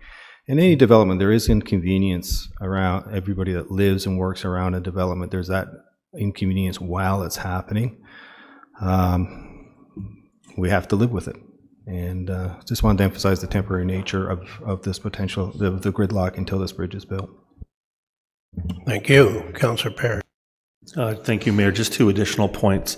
One being that the MDM Developments has also got a project underway in Ward 3 in Fenland Falls, and we have an excellent relationship in terms of responsiveness and being attuned to all issues that we have had to discuss. Also, I think this, as I mentioned before in comments when this was before us earlier this year, before this council, this model really is to be commended. Because it's a mix of affordable units with market rent and purchasing prices. And that mixed model ensures that folks are living together and that we don't have any of the problems, or we don't see the ghettoization of folks who are perhaps living at low income at the moment. So just want to add those extra reasons and align myself with the remarks of the Deputy Mayor and my fellow councillors, and also commend Councillor Smeaton on his advocacy for his ward. Thank you. Councillor Smeaton, would you like to sum up? Sure. And move the motion to receive. Your motion is to receive, but not move to receive only. That's correct. Yeah. Thank you. I guess I don't have to shout into this, do I? Okay, a few things since they've come up. Mixed model, nothing to do with what I'm talking about. I think the mixed model is excellent, as I've said many times ever since April. Right developer, right development, wrong location. So that has absolutely nothing to do with it. I hear people saying we need more housing. Couldn't agree more. You found the perfect person. You found the perfect project. We're looking if I had a crystal, if you can use that crystal ball expression, over the 7 months I've been here, this is the closest I've come to seeing what I just am in shock I'm the only one seeing. The Academy Theatre Bridge has, that comparison did not cut off the major artery to the East Ward. It cut off people's ability to go from Kent Street down and over. This will be crippling the only artery we have to get over. And I hear the word like inconvenience, and I'm thinking to myself, if I was a firefighter, a paramedic, or a police officer, and I heard the word inconvenience, this is going to be much more than an inconvenience. This is going to be more than an inconvenience. I hope I've articulated for the public as best I could that the bridge Colborne Street Bridge will definitely be much later for sure, than the construction at this corner. Those are my thoughts. That's my crystal ball. The Bloom project that was brought up, for those residents, if they're watching, who don't know which development that is, that's what's going on behind Loblaws. Excellent thing to take a picture of and constantly memorize in your brain, because that is exactly what you're going to be watching happen at that corner. So I'm glad you brought that up. That's a great visual. Do I sound a little bit frustrated? I don't think that's a surprise. I think the hardest part for me is the part that won't cause me losing any sleep. I know how much I believe in affordable housing. I have never argued it. But if this council continues to support affordable housing because we need affordable housing and the CMHC looks good and this guy's got it all together, and why wouldn't we? I think we're going to see why you wouldn't. Those are my thoughts. And I feel very confident about this decision in my head and my research, and it's pretty obvious what I'm hearing at the table, and that's a sign of a good council as well. So thank you for the discussion, and I do appreciate everybody's thoughts. I really do. So the motion on the floor is to receive. All in favor? Not to receive. Not to. No, it is to receive. We have to receive it. Cannot receive it, right? But his original motion. Yeah, but it would change. Oh, I'm sorry. Okay. So all in favor? One more time. Okay, to receive. Okay. Now, is there anybody who wishes to move the rest of the motion? Councillor Warren, second Deputy Mayor Richardson. Do you want to talk to it, or you have? Just briefly, I think we've covered everything, and I understand your concerns as a ward councillor, but as I said, I was assured that they were going to make that area safe. So we'll see, but I'm pretty sure that will happen, and people will be happy that they'll have some affordable housing going forward. Thank you. Did you want to speak to it? All in favor? And that passes.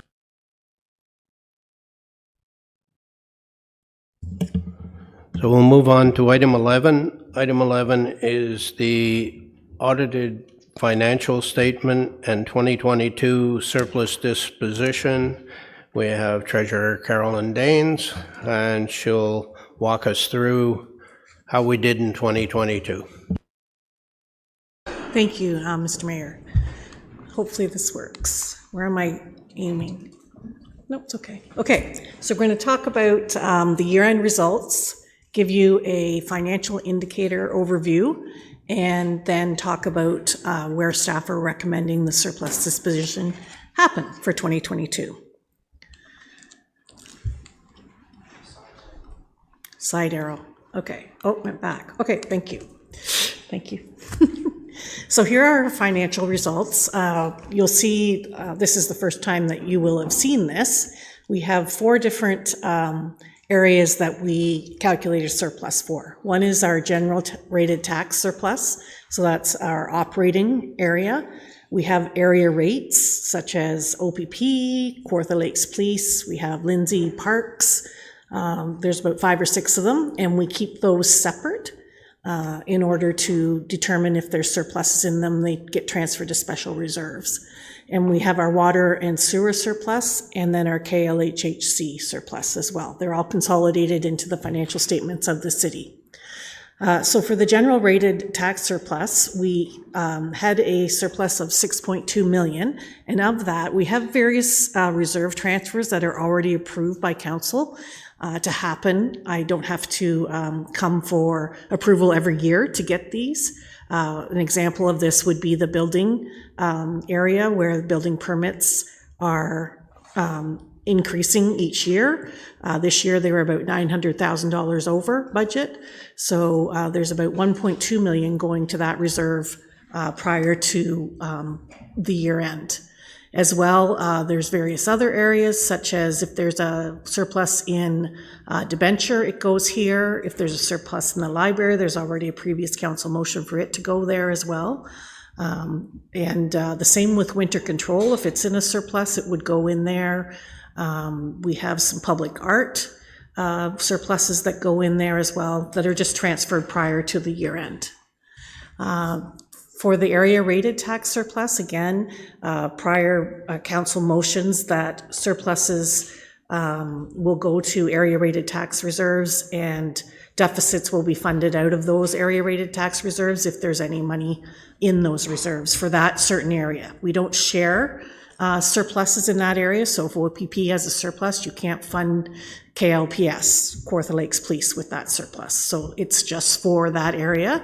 So in the next year's budget, if OPP came in with a higher budget than the previous year, we could use the reserve to bring down the level to the, in this case, it would have been the 2022 tax levy or 2021 tax levy. So we do move money around quite a bit in the area rated surplus prior to the year end, as well as we use it in the budget quite extensively as well.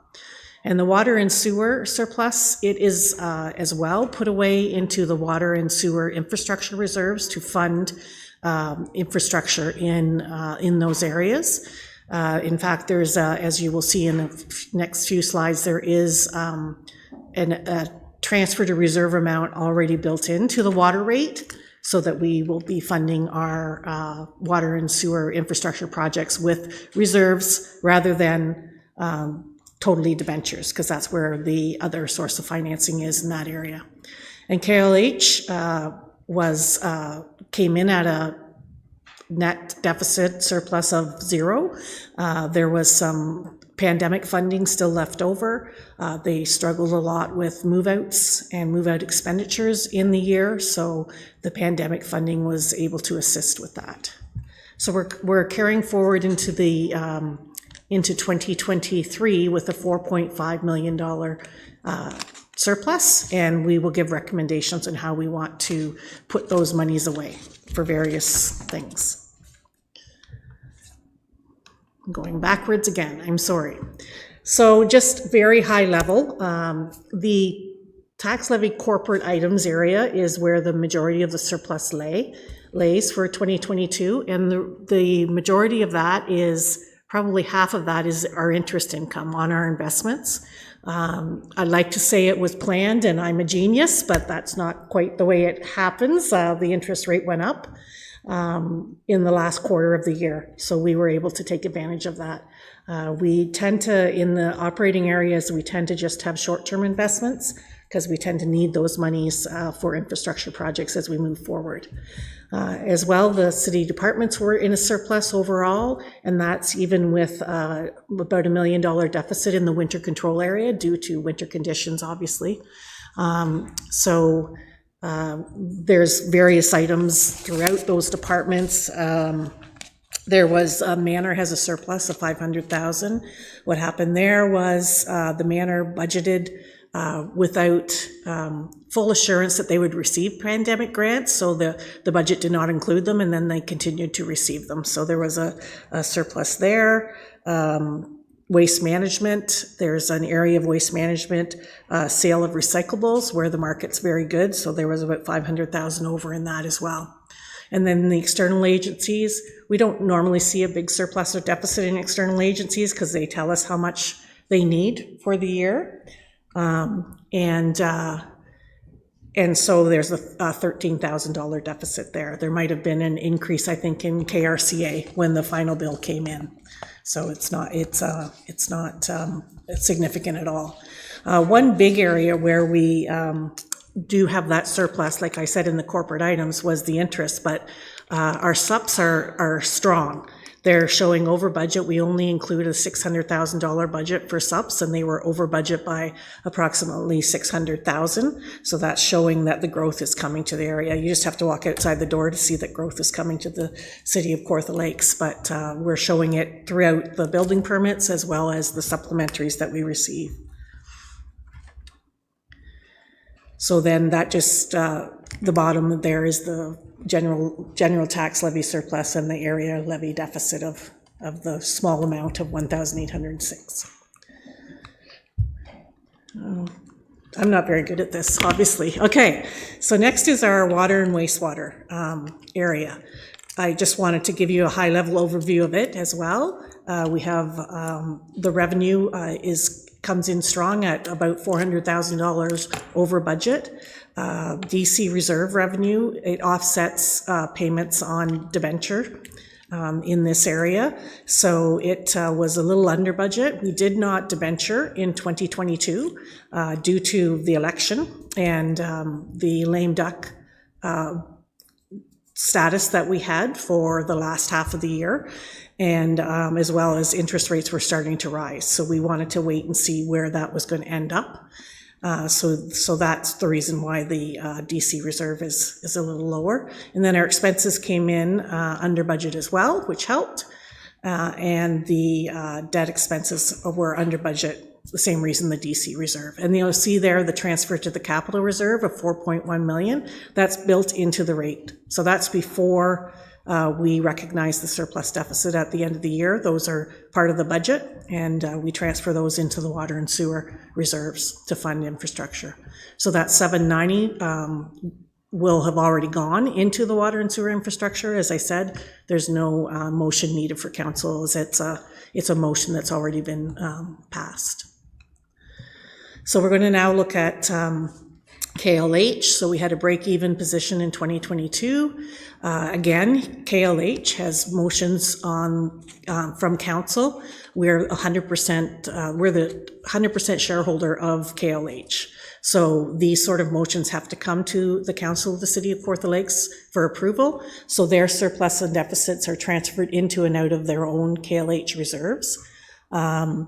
And the city budget, we just do a two-line transfer, one for operating and one for capital for KLH. And the County of Haliburton also funds a portion of the KLH as well. Okay. So we're going to look at some indicators, and I do go over this every year. The ministry actually sends me these indicators, and if they're at a high level of risk or medium level of risk, we have to discuss it with the ministry to determine how we're going to bring those down to a low risk category. Here we go again, sorry. There we go. Tax arrears versus total tax levied ratio. So this basically tells you what your tax arrears looks like in relation to your total tax levy you've brought in. So our ratio at the end of 2022 was 6.8%. Anything below 10% is a low risk. But if you look at the right-hand side, 2019, we were at 3.95%. The reasons for the increase, although 2021 you can see it was 8.13%, during the pandemic, council decided to stop collection efforts on property taxes to give the taxpayers some relief. As well, they gave them a 3-day holiday on penalty, or 3-month holiday on penalty and interest as well. So collection efforts started again in August 2022. So you can see that that's already resulted in a decrease in the ratio of tax arrears versus total taxes levied. 2019, we obviously were full out on our collection efforts, and obviously the pandemic has affected this area for sure. Okay, comparison with other municipalities, just took some of the municipalities around our area. As well, we always seem to pick Chatham-Kent because it was one of the single tier as well that amalgamated. So as you can see, it varies. City of Peterborough, I'm not sure why it's so low, but the other ones seem to be relatively in line with our ratio as well. Okay, water and wastewater revenue. As a percentage of arrears. I've never shown this ratio, and this isn't something that the ministry looks at, but we are, there is some concern about the level of this ratio. If you look at it in comparison to the tax ratio, they say that high risk is anything greater than 15%, and we're at 23.63%. And again, we were still high back in 2019 at 21.05%. We can add the water arrears to the taxes, but we don't really have a lot of success in collecting the water arrears through that method. So you can see that it's increased over the pandemic again. Those collection efforts were stopped during the 2020 and 2021 period, and again just started in August of 2022. One thing that we did stop doing for the last 5 years or so, is part of the bylaw for water and wastewater is that we have the ability to shut off water for residents if they do not pay their bill. And I think it's 3-month arrears, I think, that we can shut off their water. So we are exploring the ability to do that once again. It's not that the bylaw didn't exist, it's just that we just decided at the time that that wasn't something we wanted to explore, but we feel that now is the time again because those arrears are getting out of hand. So we want to get a handle on those for sure. Okay, oops. Reserve ratio. I can do numbers, but I can't work a clicker. I apologize. So our reserve ratio is, we have 2022 reserves of 50.5 million, and our expenses, you look at this in relation to your expenses. So your ratio is 19.32%. We're at moderate risk. Ministry does talk to me about this number because in 2020 and 2021, we were at low risk. Anything over 20% is low risk. But this is definitely an area we feel we need to work on, and we're going to come forward with the reserve strategy later this year in order to determine optimum values for various reserves and make this a priority. We've been trying to make this a priority over the last few years, but we have been using reserves for infrastructure funding. So we will be looking at that area later in the year, because the next slide is going to show you what other municipalities are at, and we're quite low compared to others. 19.32% for the city of Kawartha Lakes, and all the other areas around us, the lowest is 41.81% of their expenses is in reserves. So we're going to definitely make that a priority. So then we talk about our debt servicing ratio. So we'll talk about our debt later on in the presentation, but one part of the long-range financial plan is that we need to pick limits for the amount of debt that we'll go out for. In the past, we picked a set limit of $25 million for tax levy projects, and I believe it was $49.5 million for water and wastewater projects. When we went through the long-range financial plan in the last 2 years, we have switched the set limit for more of a limit that works with the city as we grow. So we have a motion at council in 2021, I believe, that states we will not go over 10% of our debt servicing ratio. So this is how that's calculated, taking the debt payments over the total revenue of the city. So our ratio right now is at 5.22%, and we have been higher than that in the past, but our ratio that we have decided as the limit is 10%. And we're sharing that between everybody. Our debt limit is shared between KLH, water and wastewater, and the city operating tax levy. So everyone has to share in that 10%. Council had had supported 2.5% of that ratio go to KLH for housing and 7.5% be for tax levy to be shared amongst tax levy and water and wastewater. So we owe you back reports on that for a debt strategy, as well as how much of that ratio is going to be shared between wastewater and tax levy as well. So comparison with other municipalities, we are pretty well in the same area as others. I will say I have talked to a few of these municipalities and they are anticipating increases as well. And 10% is kind of what everyone's kind of aiming for at this point. So I feel comfortable with the 10%. Right now, we are within we do have an annual repayment limit that the ministry requires us to be within. The debt servicing ratio is something that we have decided to take on, and I'll explain what the annual repayment limit is as well.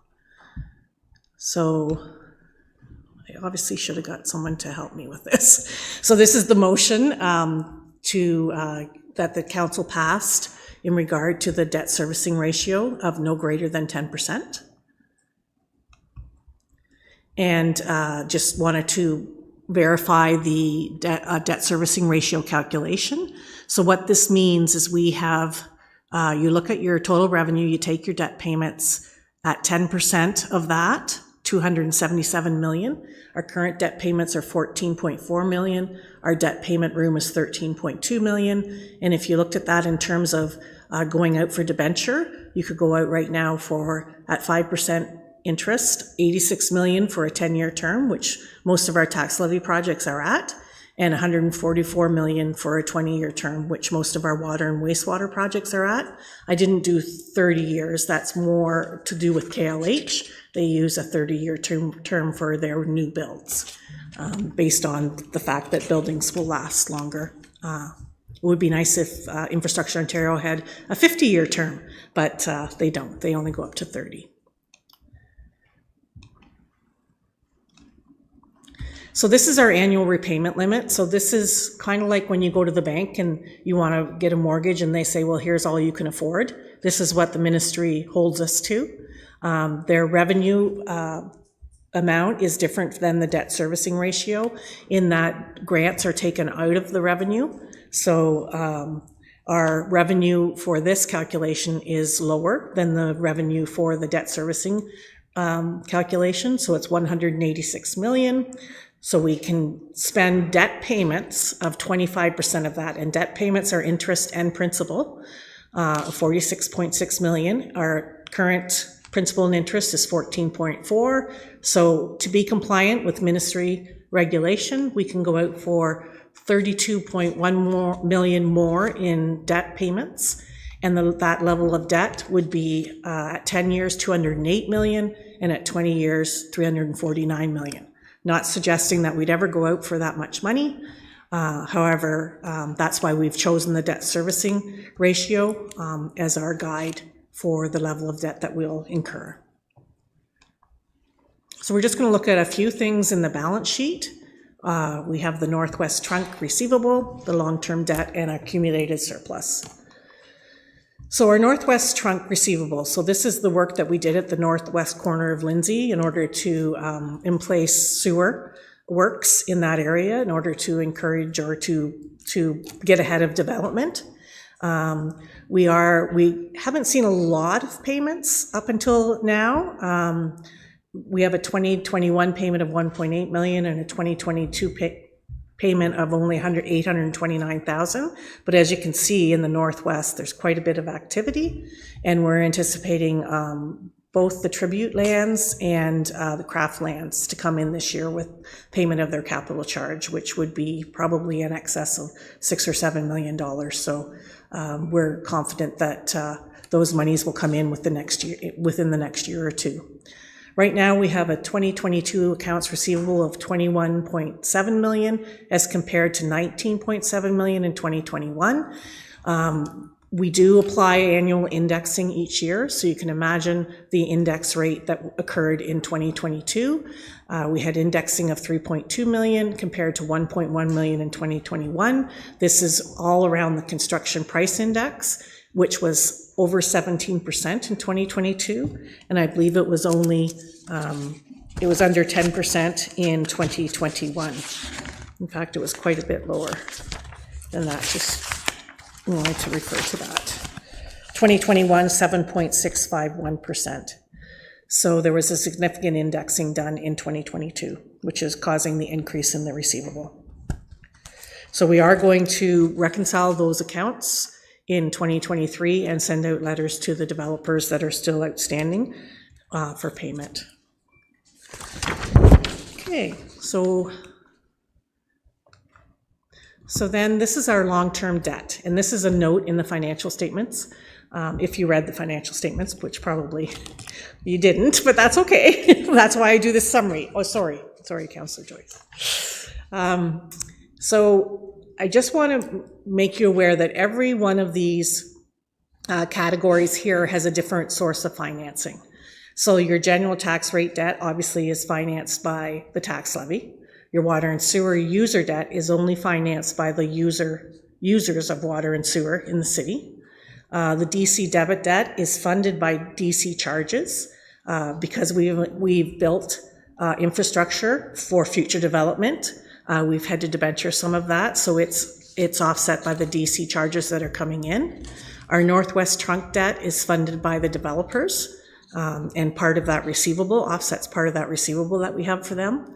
The housing debt is funded by the Housing Corporation, although indirectly funded by the city because we're the 100% shareholder. Municipal drainage is simply a flow through. The ministry funds various landowners. The money comes through us, and then we accept the payments for them. And the 10-year plan debt is an amount that we took out back in 2017, I believe, of $25 million to accelerate some infrastructure projects that were necessary to happen at that point in order to move ahead with our infrastructure deficit, to reducing that. So it's now sitting at $12.3 million. So we have a total debt of $119 million in 2022 compared to $133 million in 2021.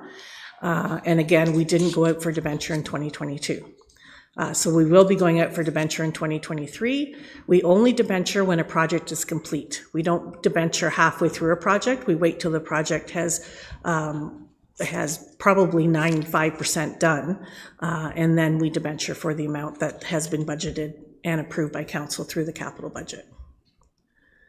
And our final slide is our surplus disposition. So we have 4.566225 in our general tax rate surplus, and we have already committed $1,375,000 during our 2023 budget deliberations. If you recall, we funded a few projects out of the surplus that was known at the time. So the Ross Memorial Hospital is coming out of that. Various cultural organizations were funded through use of the 2022 surplus. As well, we're recommending that currently the Human Services Department has opportunity to work with a counseling group in Peterborough to provide counseling for housing clients, those who are in receipt of Ontario Works, as well as staff within the Human Services Department. So it's a grant matching. They'll provide $135,000 if we provide $135,000. So this was put forward by the Human Services Department as a much-needed program. And then we're recommending that the remainder of the surplus go to our capital reserves, specifically capital contingency reserve. We have two reserves that primarily fund surpluses and deficits throughout the year. So we have our capital contingency reserve, which right now has a balance of about $500,000. And I'm sure you've seen countless reports come over your desk that show we need funding for a lot of projects that are coming through tenders and that sort of thing, in that they're quite a bit higher than what the budget was that was included. So we're finding a real struggle there, and we need to ensure that there's enough funds there to fund these extra expenses that are coming through. And as well, the fleet department is finding that their tenders coming in for fleet are quite a bit more than what was budgeted due to the fact that the supply is not there. We're waiting, a year or two to get trucks and that sort of thing. And so it will be, that fleet reserve will be exhausted at the end of the year, funding projects throughout the year that needed more money. And so we do replenish that reserve every year, but we already know the prediction for the 2024 budget is higher than what that reserve will have in 2024. So we're wanting to put some money away to help with that budget as well. And that is the presentation. If you have any questions. Thank you. And we think you're pretty smart, Oh, thank you. I can't work a clicker though, but we won't hold that against you. Any questions on the presentation? Councillor Warren. Through you, Mr. Mayor. Thank you for the presentation, and I'm wondering, the water and wastewater ratio was a bit kind of alarming, but so are there any other tools to bring down the ratio for water and wastewater? That's my first question. It's scary. Through you, Mr. Mayor, to the councillor. We are investigating that and doing some benchmarking with other municipalities. We're curious ourselves as to why ours is so high. So one is, obviously, as the Treasurer mentioned, the cessation of the water shutoff. We'd like to more aggressively send out letters, et cetera, but at the end of the day, we really don't have any impetus until the property is sold. It would be a lien if we put it on the taxes receivable. However, sometimes the water arrears are even greater than what the property is able to collect upon sale. So we would like to benchmark and more aggressively look at this. Again, as the Treasurer mentioned, this is the first time we've highlighted this issue. It was brought forward to us by staff who have been concerned, so we'd like to do some more work in that area. Through you, Mr. Mayor, thank you for that. And just have a couple more questions. Or I have a comment, actually. Back in 2001, the tax arrears were 14%. Yes, they were. So that I always remembered that. So we're doing better for sure. Was that on Verlam Council? Or? No, that was on this council. Thank you. You mentioned Verlam, not me. Yeah. Let's see. Oh, so the library surplus. So will that surplus go into their reserve or into another? I didn't quite catch that. Through you to the councillor. Yes, the library has a prior motion of council, that all surpluses go to a library reserve for the use of the library. If I may, just one more. Does the interest on the Northwest Trunk, et cetera, is that paid by developers? Like, is that put in and they pay for that? Through you to the councillor, yes, the accounts receivable works that it's indexed every year, so they will pay that extra indexing each year that they have outstanding, and that's interest to the city. Councillor Joyce. Thank you, Mr. Mayor. Through you, I wanted to talk about the tax arrears and the waste and wastewater. I can't say it. Arrears. Thank you. I just want to bring to everyone's attention. We in government, and through the pandemic, 55% of the workforce works for government, whether it's municipal, provincial, federal, police, fire, nurse, doctors, teachers. All up, and through the pandemic, none of us missed a paycheck. The private sector, it was a wrecking ball through the private sector. And even though we've come through the pandemic, they have accumulated huge amounts of debt to save their homes, save their marriage, to save whatever's left. I'm sure we all have friends and relatives that are from in the private sector. Through the pandemic, we saw boat sales and whatnot go shoot through the roof. Well, who were buying those boats? It was people who were not missing a paycheck. So I just would encourage staff to. And the other thing is, I did not know that previous council did a 3-month no interest on these arrears. If I had been on the previous council, I would have voted for more than 3 months.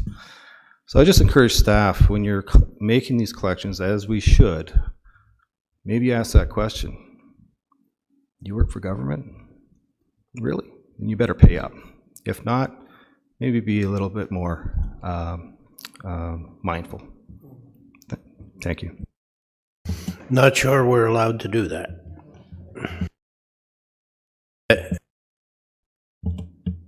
Sorry. I need a motion to receive the presentation. Councillor Warren, Councillor McDonald, all in favor, and that's passed. Item 11.1.1 is the 2022 audited financial statements and 2022 surplus disposition report. Ms. Daines, did you want to speak to it at all? And after we do this, we'll take a break. And then when we come back, we will have community services presentation. Thank you, Mr. Mayor. Yes, I pretty well summarized the report in my presentation, but I do want to say that, you know, we don't, the surplus disposition is done through discussions with SMT and senior management. So these are areas that we feel there is a need in the city for further funding. Thank you. CAO. Mr. Mayor, thank you for that. And wanted to use the opportunity. Quite frankly, we're very proud of bringing this forward. I think this is sort of the last that you're going to see in this size and scale of surpluses. I've done a similar sort of update in previous years, and certainly the pandemic funding that was external and decisions that we made to simply stay the course and deliver core services resulted in larger than normal surpluses. The same funding that I was describing through the pandemic really ceased in 2022, and yet we still were able to, in my mind, accomplish a comparable surplus. And I think it's a fantastic achievement. It's not any individual, it's every department. It's direction from council past and current, and investing in the current year's budget. So a lot of that you don't see sort of in the numbers. The fact that we're able to put a couple of $1 million towards what I call sort of capital contingency because of inflation and price escalations. We talked about this a little bit during the budget process, and it's not going away this year. So I think to the Treasurer's sort of point, we strongly recommend that all of the remaining surplus uncommitted go to that, I call it the rainy day account, so that we're ready and can continue on with our program this year. Lastly, Mr. Mayor, if I could, the other item was the sort of holiday, if you will, on taking debt was somewhat deliberate as well. And again, council's past and probably current, our long-term goal is to try to sort of flatline that debt overall and that burden sort of ongoing. And the fact that we didn't, through the budgets, take on debt this year does go a long way. And you can see sort of the difference even just from one year to last. So again, just wanted to use the opportunity to, I think, commend the collective efforts. And we're certainly going to track closely sort of these contingency reserves this year and bring back those recommendations to you ongoing and into next year's budget cycle. Thank you. Thank you. Councillor Joyce. Thank you, Mr. Mayor. Through you, and I fully respect everything that CEO Taylor said, and thank you, Treasurer Daines, for a great report. But I'd like to make a motion that the surplus disposition be deferred to the next council meeting. If I get a seconder, I can explain why. You seconding, Councillor Ashmore? Yeah. Okay, go ahead. Now these are my thoughts before you showed that slide about up there about our surplus position of, I think, 5% when it should be closer to 30 and 40% in the reserves. But when I saw the reserves and where you want to put it, I came back to human services. And I just want to read this to you. Social assistance modernization has been on hold for several years, and expected benefits from implemented initiatives to date have not met expected goals and administrative burden reductions. Staff capacity in numbers is insufficient to meet stability support goals and expectations based on the number of people we serve and the services we are mandated to provide. Our community is facing significant shortfalls in funding sources to respond to the needs of the most vulnerable, including those experiencing homelessness. So I just like to ask staff to go back to human services and ask them what's their most dire need, and can we not put some of that surplus towards human services and then, of course, the rest of the reserves. Thank you.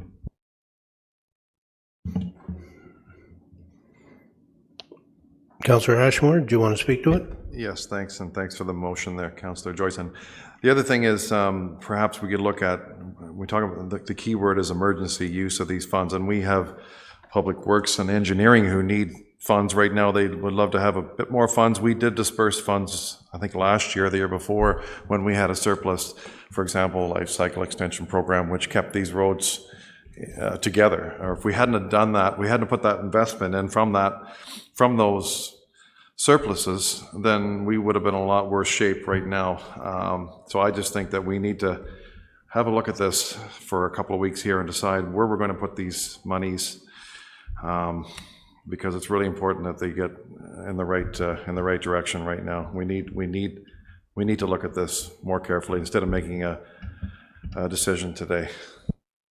Well, you know, Councillor, when it goes into a reserve, the reserves are at the, I'll say, I won't call it a whim, but they are at the discretion of council, and they can be moved out of the reserves if council so desires. Putting them into the reserve does not mean they're gone forever. They are there to be used when council decides they are needed to be used. So I don't, waiting or not waiting, I don't see as going to help one way or the other. We can do what Councillor Joyce wants by going back to Human Services.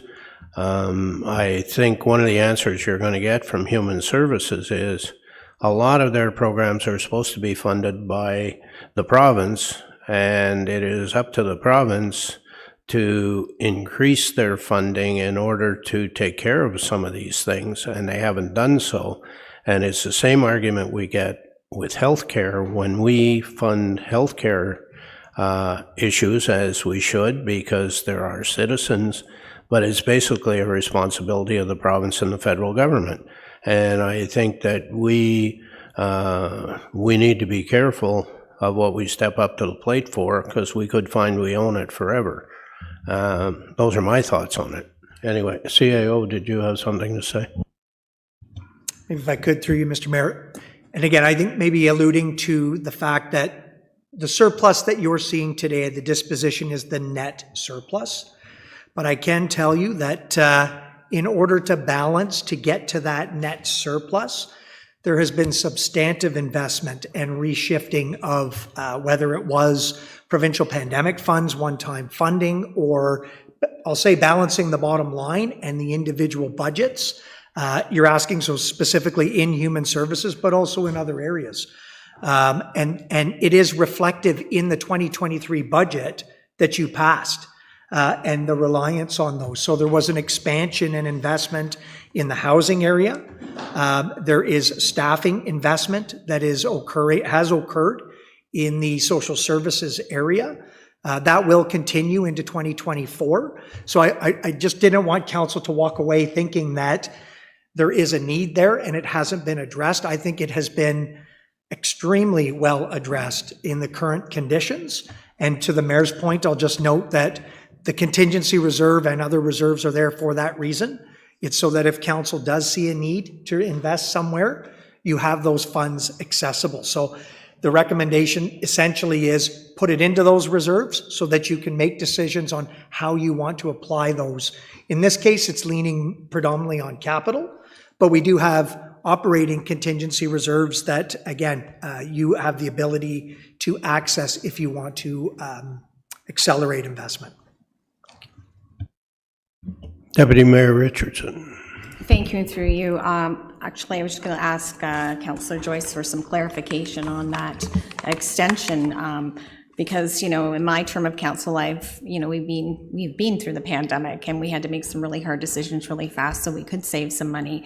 And, you know, to see that surplus up there now is a success story, because you know, we've had to migrate through some incredible costs of doing business and, you know, dealing with human resource issues. So I will back up what CAO and Mayor is saying, that you know, these funds are put in reserves for us to use in the future, and we have to build those reserves so we can continue providing the proper customer service levels and products to all the residents. So at this time, I'm going to support keeping where we're at and move forward with the presentation and report as printed. Thank you. Councillor Smeaton. Thanks, Mr. Mayor. Through you, just before I speak, was a motion made by Councillor Joyce, or was it just a discussion? I lost track, and I just wasn't sure. There is a motion on the floor, or no? No, he made a motion that we not make a decision. Okay. So I was just going to say one thing that jumps out at me in this conversation. Evidence of the provincial funding model being the real root source of so much of this is the fact that the Human Services Initiative for Counseling is one of the ones that made it on the chart because it's a matching. So you can see the grant matching right there. I'm guessing that they probably are focused in on that area simply because, hey, there's a provincial opportunity we can match. Does that sound sensible? And perhaps that, you know, there aren't other avenues for them. And if we do keep it in the reserve as those appear, and this is my question to perhaps the CAO, as we find those grant matching opportunities, I would assume that the human services are always on an eye for those, and then they approach you and say, hey, we have an opportunity here. Does that sound like how it works? Through you, Mr. Mayor, yes. So there's a number of touch points for council. It started at the 2023 budget that you approved, and it has expanded programs there. This opportunity was to bring forward an immediate as well, counseling program services, matched funds. That's why it's in front of you today. Council individually or next budget period, which is coming sooner rather than later, will be another opportunity to touch in. So to answer your question, yes, there's a number of opportunities. It's in the reserve there, and it's at your discretion how you apply the reserves.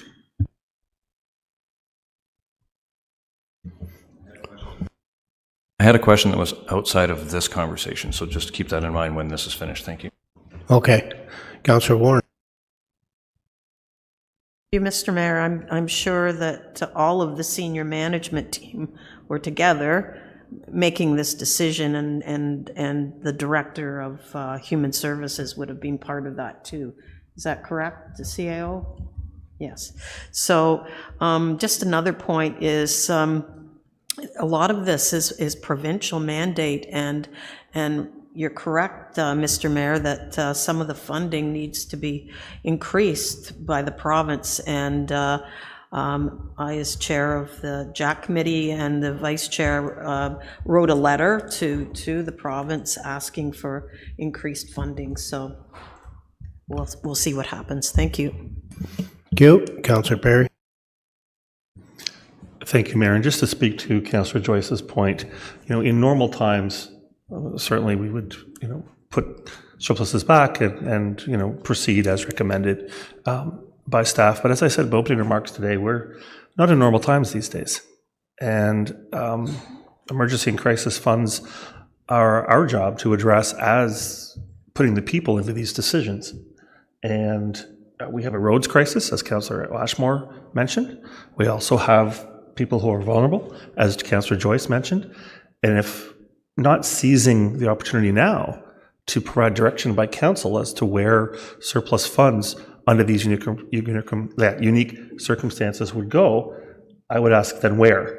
And how do we do that, if not today, as a strategic, dedicated, thought-out process of using these funds for what we're hearing from constituents every day in these harsh times.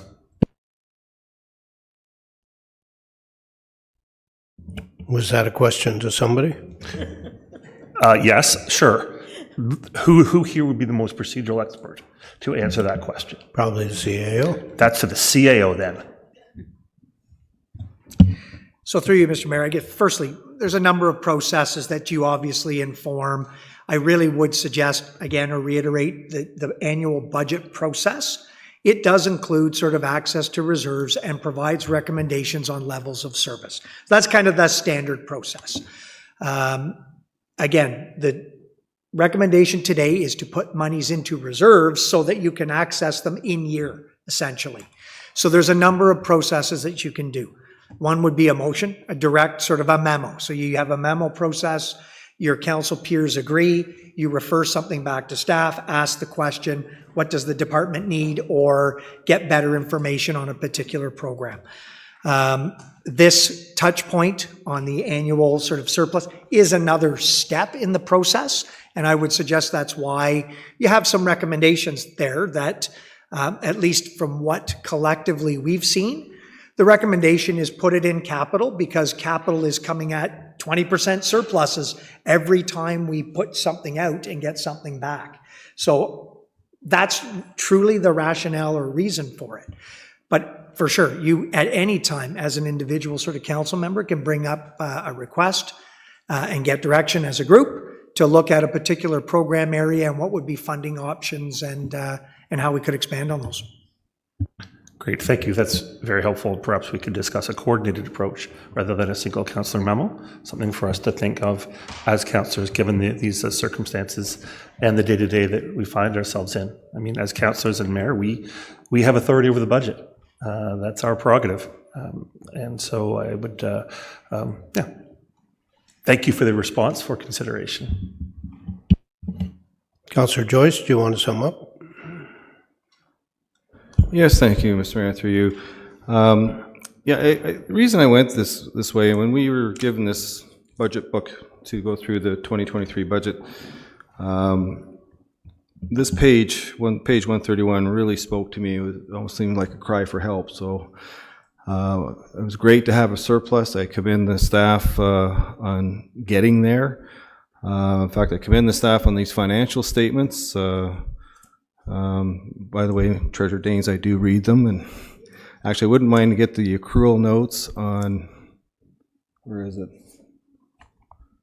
Landfill closure and post-closure accrual for 2020, because that will help explain where these numbers go, because it doesn't really make sense to me here.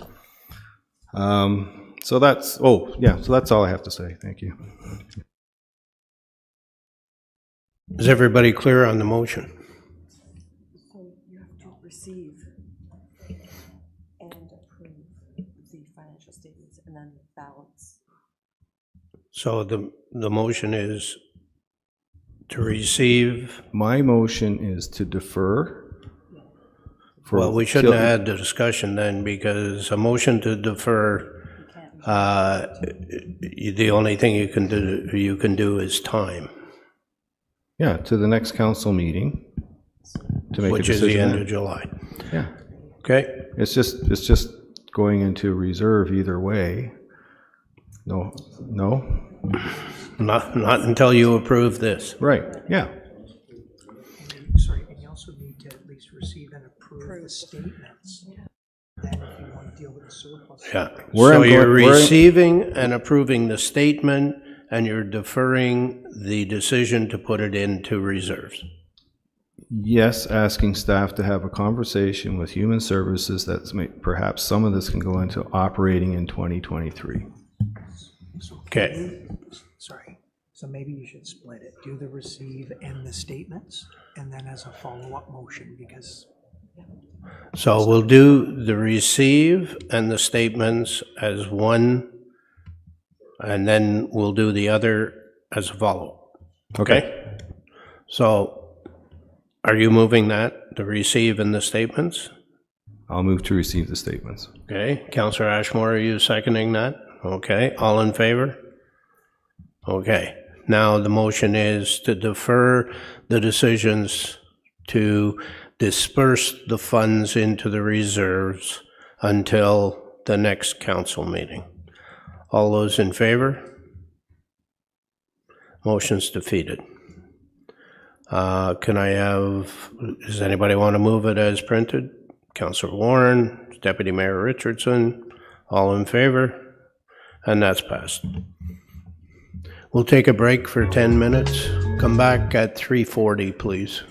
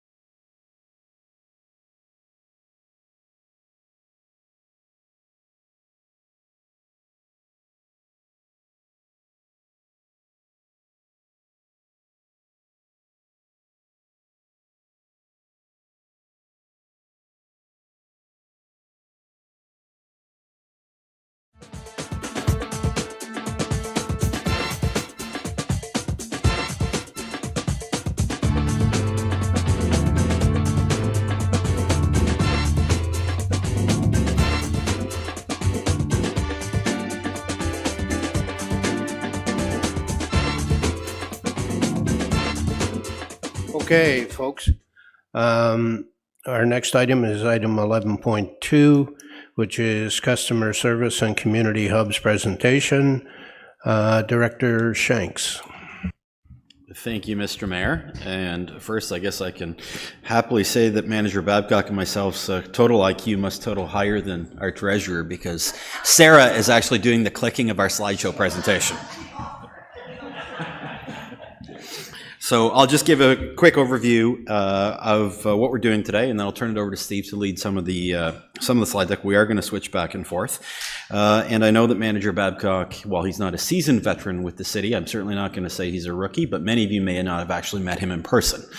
So happy to have Steve with me today to walk through this presentation. And I can say that Steve is the driving force through some of the enhancements we're doing with community service, with customer services, and some of the Empower recommendations that are coming forward with it. As well, Deputy Mayor Richardson is mentioned within this slide deck, and I know that customer service is a big initiative that she's undertaking for this term of council. So she will be mentioned throughout this slide deck presentation, and she will provide some comments as required or as appropriate. You may recall, for those of you that have been on council and others that were involved prior to the pandemic, that we did previously provide an annual customer service update to council, listing some stats and data and trends of customer services. And that certainly took a hiatus during the pandemic because things were closed down. That's to no slight of the staff that we have. The staff are heavily involved now, and certainly the SA staff in customer service and Leanne Donnelly, who's the EA in community services and was the acting manager of customer service at the time, was moving forward with enhancing and ensuring that we were still providing the customer services through the pandemic as well. So a huge thanks to all of the parties, current and past, that have been involved. The role of this presentation is to start to get back in line with that annual presentation to council on customer services. We typically have done that during Q1, so beginning in 2024, we will do that again. This is sort of a segue to that, so come Q1 of next year, you will get another presentation, and then that will happen on an annual basis in Q1 of every year. We are also using this presentation today to update some of the Empower movements that we are making towards enhancement of customer service as well. That relates to the customer experience strategy and community hubs. So without further ado, I'm going to turn it over to Manager Babcock now to lead us through some of the presentation. Next slide, please. Thank you for the introduction. So just to break down what you're going to see through this next few minutes, presentation is basically broken down into the first section covers some customer service theory. Then we're going to move into our performance over the last few years over COVID and into how we've been performing so far this year. And then I'll turn it back over to Director Shanks to talk more about the Community Hubs project. So let's just start off on a very high level. So obviously I'm manager of customer service, but what I really want to talk to you today is actually more about customer experience. And I'd like to just start off by defining the difference between customer service and customer experience. Customer service is really happens at a transactional level. It's when a customer comes to our counter or calls us or visits our website. It's very transactional in nature. It's one and done. We do our best to help the customer and then we move on. Where customer experience is really looking at a holistic approach, it's looking at the journey that the customer goes through from beginning to end, which is much larger than just the customer service experience. So if we move to the next slide, I'd just like to break this down in a little further detail for you. I'll start off by saying that I have borrowed this visual from the internet. This isn't necessarily a municipal sector diagram, but I think that there's a lot of principles in here that are universal across, regardless of how you deliver your services. So really the intention of this slide here is really just to show you that there is a journey that a customer goes through in order to get their services from us, regardless of what the service is that we provide. You see the different colored stages through this visual here. The customer service transaction happens in that lime green decision stage. That's where customer service happens. But really the point here is really just demonstrate that there is a lot of different stages that a customer has to go through in order to get services from us. So if you think about a customer that is looking to get a building permit. So my wife and I were recently looking at purchasing another property here, and we looked at the property and realized that, we need an addition, we need a deck, we need a detached garage. We're looking at multiple permits, likely a site plan, going through the site plan process for some of that piece as well. This process could take multiple years when it comes to me getting a contractor, getting an engineering, getting drawings done, figuring out the plan that we want to incorporate into this property. We may be a customer of Kawartha Lakes for multiple years before we've actually applied for a permit, and you don't even know that I'm a customer. And this is for a property that we haven't even bought. So customers take all shapes and forms, and it's just important if we're moving forward towards trying to improve the customer experience, it's important that we recognize what the journey is that the customer goes through. Next slide, please.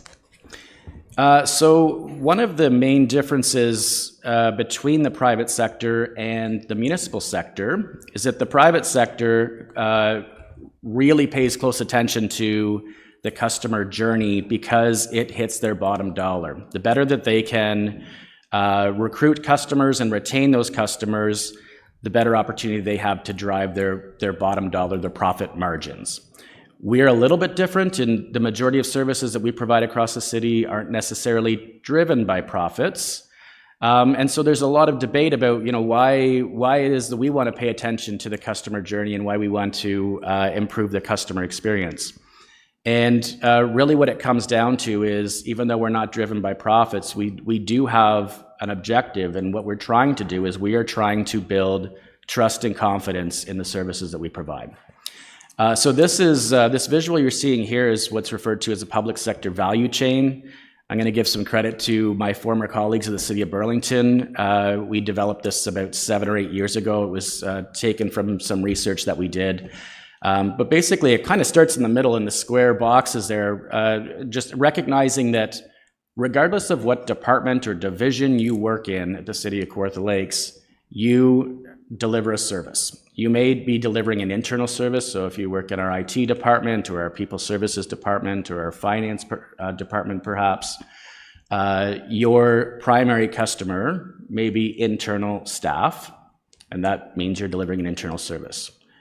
For customer service, our Parks and Recreation area, our Revenue and Taxation area, they're primarily delivering services to the public, and therefore they are an external service.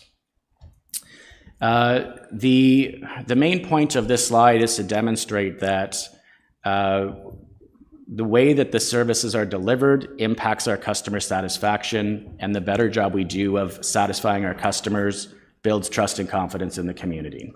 I'll tell you a quick story. So I was getting groceries a couple of weeks ago, and I've been going to the same grocery store for the last 15 years. And when I went up to the cash to buy my groceries, there were 2 lanes open. One had 2 customers in line, and the other one didn't have anyone in line. So started to make my way over to that lane and noticed that it was Nancy working. And Nancy isn't really normally a very nice person, so I try to avoid her. So I don't know if you know, when you're getting groceries, you know how there's a couple things you always keep in mind when you get up there. It's like, how long are the lines, but also who am I going to have to talk to for the next 10 or 15 minutes while they're cashing me out? And so I was in a hurry, so I decided I was going to suck it up, and I was going to let Nancy cash me out. And it was early in the morning. I was her first customer of the day, and I was actually pleasantly surprised. She was really nice. She was very pleasant. Had a great conversation with her. And at the end of that interaction, I let her know that. I said, I thank you for all your help. I really appreciate the conversation. It was a great start to the day. I said it loud enough to make sure that I saw her supervisor stand up the side. I made sure that her supervisor heard me say that. And the look on Nancy's face when I said that, you could tell that she was really proud of how she served me. And there was someone that was cashing out in behind me when I was loading my groceries, and I heard that interaction that I had with her move on to that next interaction with this previous customer. And, you know, over 15 years, I'd never seen this cashier even crack a smile, and she was like telling jokes like she's a stand-up comedian all of a sudden because of the interaction she had with me and because she got positive feedback from me. And I think that example just kind of speaks to this cycle that is the public sector value chain. You give good service, you get good feedback, you become more engaged as a staff member, and that cycle continues to your next interaction. And that's the point of the public sector value chain, is to demonstrate that if we are empowering our staff, we're giving them the tools and the resources that they need in order to do their job successfully, and we understand who our customers are and what their needs are, we can deliver a good service that provides a good level of customer satisfaction, which builds trust and confidence in the community and cycles again. Next slide, please. So with that, let's talk about our customers. So as I mentioned earlier, depending on the service that you're delivering, there are a lot of different customer types that exist across the city. What you see here is really just a small sample size. There are many more. But if you're delivering an internal service, typically your primary customer is going to be an internal staff member. It may be you as council. It may be members of the senior management team. If you're delivering an external service, typically your primary customer is going to be that of the public. It could be an individual customer. It could be ratepayers at large. It could be the development community, depending on the service that you're delivering. The important thing to understand when it comes to service delivery is that we understand who our customer is and what their needs and wants are. So the next few slides are going to look at performance measures, and really these performance measures are built with the understanding of who our customers are and what their needs are in order to make sure we're hitting that. And so if we move on to the next slide, we'll start to get into moving from more of the theory type stuff into more of the performance of the customer service team. Just starting off on a very high level, looking at service channel distribution. This is really just more for your information, just to help you understand how customers are interacting with the customer service team. And as you can see, the telephone is the primary channel to which customers, I will say, prefer to interact with us, or at least that's how they choose to interact with us, about 3/4 of the time. We are multi-channel, so we do offer services through the website, through the phone, and in person. But you can see the breakdown there as to how customers prefer to transact with the city on a normal basis. Next slide, please. The next few slides I'm going to cover goes over some performance measures, and as Director Shanks mentioned, there has been an annual presentation that's been done to council in the past. I would say these performance measures are probably a little bit different than what they've looked like in the past. So some of these terms may be unique, maybe different or new to you. So I just thought I would maybe just go over them one by one, just to make sure that we all understand what it is we're speaking about here and that we're all speaking the same language. So the first performance measure we're going to look at is our service level. A service level is defined as the percentage of calls handled within a given threshold. Now here at the city, the target that we've set for our customer service team is 80-30. And what that means is we aim to answer 80% of the phone calls that come into the call center within 30 seconds. So if a customer waits for a minute, that falls outside of that target, we don't get credit for that one. So, but our target is, we recognize that there's no such thing as perfection here. It's unrealistic to think that we can answer 100% of the calls within 30 seconds. We've set a target of 80 seconds, which is considered to be an industry best practice, in line with what a lot of other municipalities aim for as well, which is great for benchmarking purposes. The second performance measure that we're going to look at is our answer rate, which simply looks at the percentage of calls that we answer versus what we don't answer. So if a customer calls up and abandons in the queue because they've waited too long or they've got phone problems, what it may be, and they don't get to talk to someone, that goes against our answer rate. We set a target of 95%. Once again, there's no such thing as a 100% target when it comes to this. 95% is an industry best practice. The third one is the average speed of answer. This is on average how long it takes us to answer a call, how long the customer's waiting. We've set a target of 20 seconds or less. The fourth one is our first contact resolution. This is a newer one for the city. This is calculating the percentage of interactions where the customer's needs are met the first time, where we haven't had to transfer them to another department, where they haven't had to call us back that same day to ask a follow-up question. We've set a target, a very aggressive target, I will say, is 75%. Once again, that's an industry best practice. But that's probably, of all the targets we've set, probably the most difficult for us to achieve. We're a few years away from getting there. We've got a couple of performance measures that we haven't tracked in the past, that we don't have data on yet, but we are quickly collecting. The first one is our customer satisfaction rate. So we have recently launched a customer experience survey, which customers are able to fill out once they've had a recent interaction with the city. So if they've come into one of our municipal service centers, or they've dealt with us over the phone or on the website, they have an opportunity to fill out a very brief 5-minute survey. And through that survey, we're going to be tracking how satisfied they are with the city. And also through that survey, we are also asking them how easy it was for them to do business with us. And through that, we can track a customer effort score as well. And then another new performance measure that we have added this very recently, this quarter actually, is a quality score. So we've now recently started to monitor all calls that come in through, we're recording all calls that come into the call center. From there, we pick a very small selection of calls from each agent. We have a call quality template that we are filling out and scoring based on individual scores. We roll that up into a team score, and we've set a target of 80%. So this call quality document looks at how we greet the customer. Did we provide accurate information? Did we log the case correctly? Did we summarize the call for them? So it's a combination of some soft skills in there, but also some technical skills as well, to give us a really good understanding as to the level of service we're providing our customers. And next slide, please. Okay, so sorry, this is a little bit jumbled. It's difficult to show all of this in one slide. I probably could have broken it out for you a little bit further. But just going to go through this one by one. This shows historically how we've performed over the last 5 years. Keeping in mind, we had this little blip called COVID that really skewed our numbers. So there's some interesting results when you look at this historically over the last 5 years.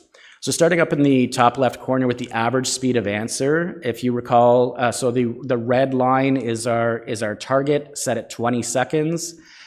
Historically, we'd been a little bit above the target, closer to that 30-second mark.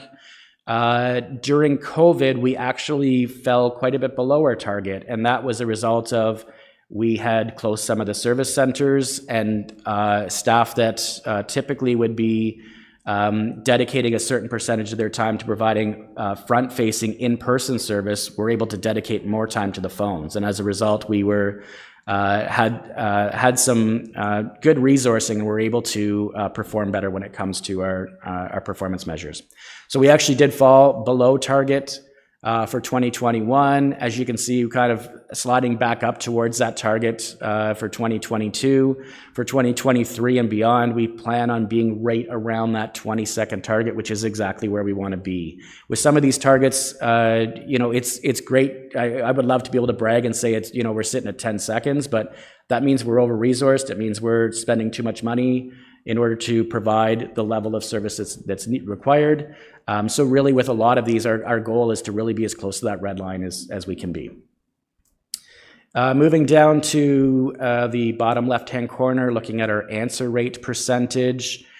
Historically, we had been right around that 95% target. We did increase our performance over COVID. Once again, we had extra resources dedicated to the phones, which allowed us to move up into that 98% answer rate, which is quite extraordinary, actually. We have fallen back down to normal levels. We plan on being just a little bit above target over the next couple of years, 95, 96% in that area there. Moving into the, actually, we'll go to the top right-hand corner, looking at the annual call volume. This isn't really a performance measure that we track that much. It's really just more for information. We don't have a target set for this, but the numbers have been bouncing up and down by a couple thousand calls over the years. We do anticipate that the call volumes will increase over the next few years, and that's primarily because we are working towards providing more of a centralized customer service approach. So we have worked with our partners in some other departments, our public works area, and also our revenue and taxation area, in order to take a higher percentage of those calls without having to transfer those departments, which has a great, nice positive gains for our first contact resolution, but also it means that more calls are being funneled through the call center instead of through those departments. So as a result, we're probably going to see, we're somewhere in the 50,000 calls per year mark right now. We'll likely see that move into the 55, maybe even push 60,000 calls by the end of next year. The first contact resolution rate is the graph that you see in the middle of the screen here.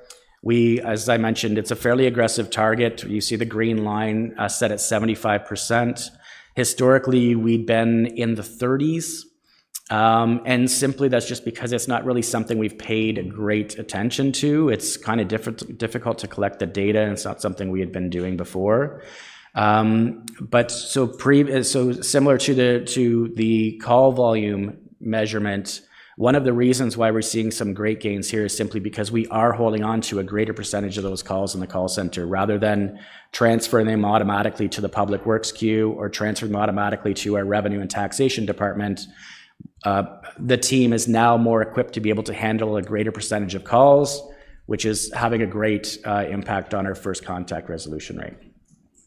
And then finally, just looking at our service level in the bottom right-hand corner, we've got a target set at 80%. Historically, we've been around the 75% mark. We did actually dip above the 80% target in 2021.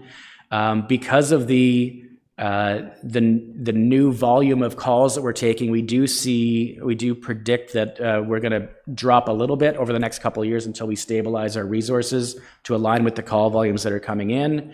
But all in all, feeling pretty good about where we are for hitting the service level target, which once again is the percentage of calls that we answer within that 30-second threshold. Next slide, please.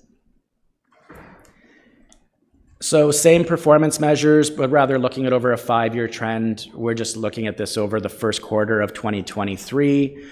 Our answer rate has been quite a bit above target so far this year. That 95% target, we're kind of in the 96 to 96.5%. Service level in the bottom left-hand corner, we've been a little bit below target, kind of hovering around that 75% mark for the first quarter of that 80% target. Average speed of answer, we have been right on target, right around that 20-second mark for the last couple of months. And our first contact resolution rate in the bottom right-hand corner that you see there, you see that number really kind of coming up over that March to April timeframe, and that aligns exactly with when we made the move to take a greater percentage of the revenue and taxation calls. So we saw a jump from 50% to 60% simply from that, just from taking over the calls from that department, taking over a certain percentage of the calls anyways. Which is great. That's a huge improvement for our customers. That's 10% of our customers that didn't have to get transferred to another department. And one of the things we know from hearing from our customers is customers don't like to get transferred and they don't like to leave voicemails. So the better opportunity, the more we can drive up that first contact resolution rate, the better experience we're providing our customers. Next slide. Okay, so just some interesting facts for you that I've learned since I started with the city and digging into some of this data. Our call volumes fluctuate month by month. I'm sure that's not a big surprise. A lot of the services we offer are seasonal in nature. One of the things that we've seen historically is that call volumes start off relatively low at the beginning of the year. They gradually increase over the course of the year until like almost today. June is our busiest month. And then we start to see a decline over the course of the summer. We may see a little bump in October, but December is typically our lowest month, and we start to cycle over again. So we are right now in the busiest time of the year for the city when it comes to customer transactions. Monday and Tuesdays are our highest volume days. Fridays typically are lowest, although there's not a significant spread between that, but Mondays and Tuesdays are generally our busiest days. And breaking that down a little bit further, our busiest interval is between 10 and 10:30 in the morning. We're about 20% higher volume in the morning than we are in the afternoon. Just another interesting tidbit. So those customers that prefer to deal face-to-face in our customer in our service centers, about 10% of them pay with cash. And about 70% of that volume comes through right here, City Hall at the Lindsay Service Center. The other 30% is distributed through Bob Cajun Service Center, Omimi Service Center, and the Kobukong Service Center. Next slide, please. So speaking a little bit further about the service centers, just some data to show the transactions that occur in person. And there's some I was really interested and surprised when I saw this. So obviously I don't think anyone should be too surprised that we saw a fairly significant drop in transactions in 2020 when the pandemic hit. We dropped down from about 30,000 transactions per year to under 10. So, about 70% of our volume was gone of in-person traffic. But what's been interesting to me is that trend since COVID hit is that we have been trending back upwards.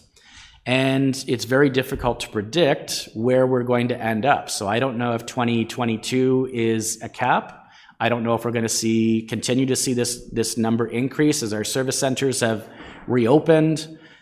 So it's going to be interesting to see over the next couple of years what the volume of our service centers settles at.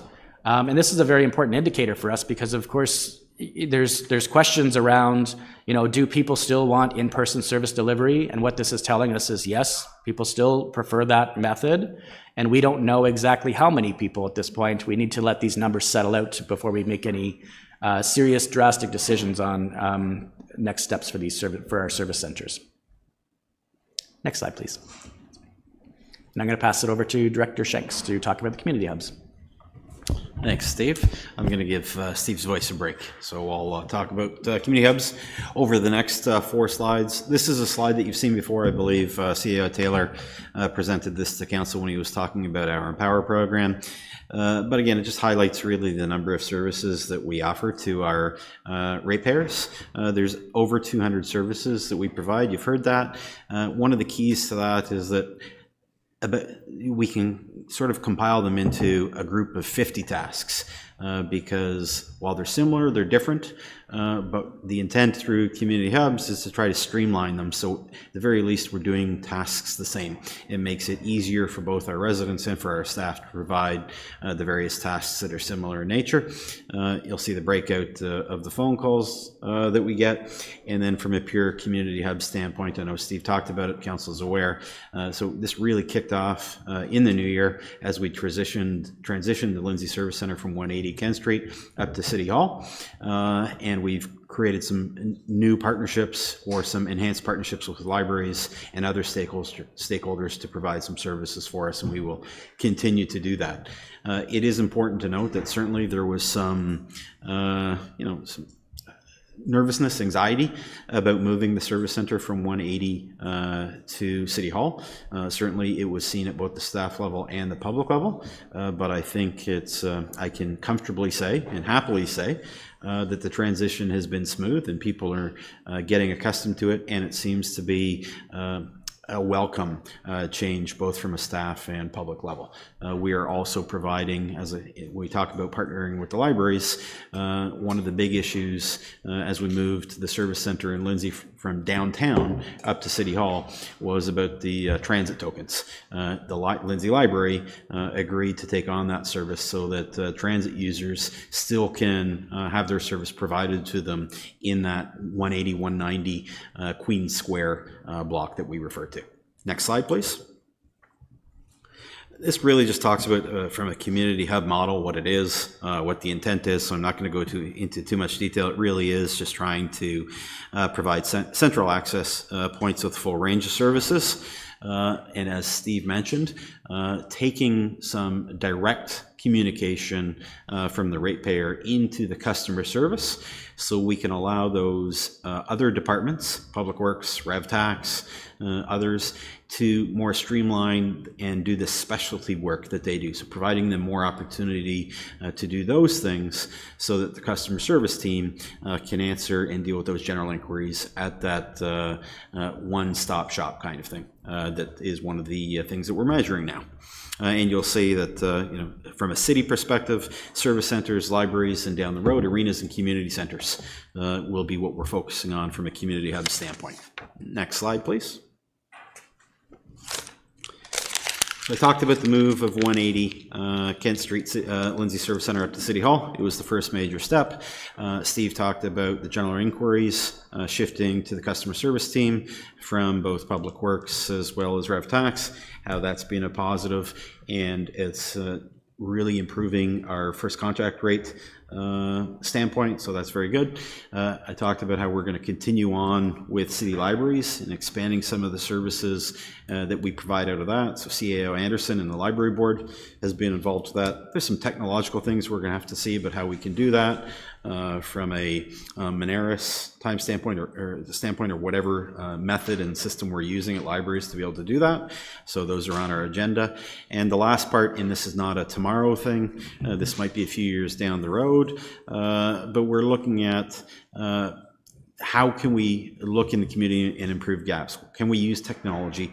Can we use electronic devices by placing them in an arena, in a community hall, for example? And it might start as an information kiosk so that people, if they're going to an arena because their son or daughter is playing hockey, they're there for an hour for the practice or for the game, they might be able to go and find some information out that from a kiosk that's there. Down the road, it might become to where it's more transactional and they can actually pay a bill at that kiosk. But again, that's down the road, but it is things that we're looking at. Next slide, please. This is really the final slide on community hubs, and it really is just to point out that while we're trying to enhance the use of community hubs within the city, most of our city facilities right now act to some degree as a community hub. Even if you look at, and I'm going to highlight a few individual facilities that we have. So the Kinmount Library, it's a standalone library. That being said, the Kinmount Lions Club is located in the basement of that facility. So it's already multi-purpose. If you look at the Bethany Library, yes, it's a library right now, but we are currently looking to partner with the Pontypool Historical Society to move into that facility and provide some services there. The Oakwood Library, in the basement there, we've got the food bank already. So many facilities that we have, maybe we didn't look at them from a community hub standpoint, but we are already providing more than just your standard municipal services that would be typically provided out of that library or that service center. The goal of what we're trying to do with this is enhance it so that we can provide those one-stop shops, provide more services at more locations, provide that first contact resolution, but also, and one of the key parts of this is really focus on allowing those other departments that are more specialized to really focus on that specialized technical aspect of the work that they do, where if Craig Shanks wants to get a building permit, he needs to deal with the building department. But we don't need to tie up the building department with just answering a regular question as, what time is your building open? Or whatever some of those questions are. Okay, so I'm going to turn it back over to Steve for the next slide before it comes back to me.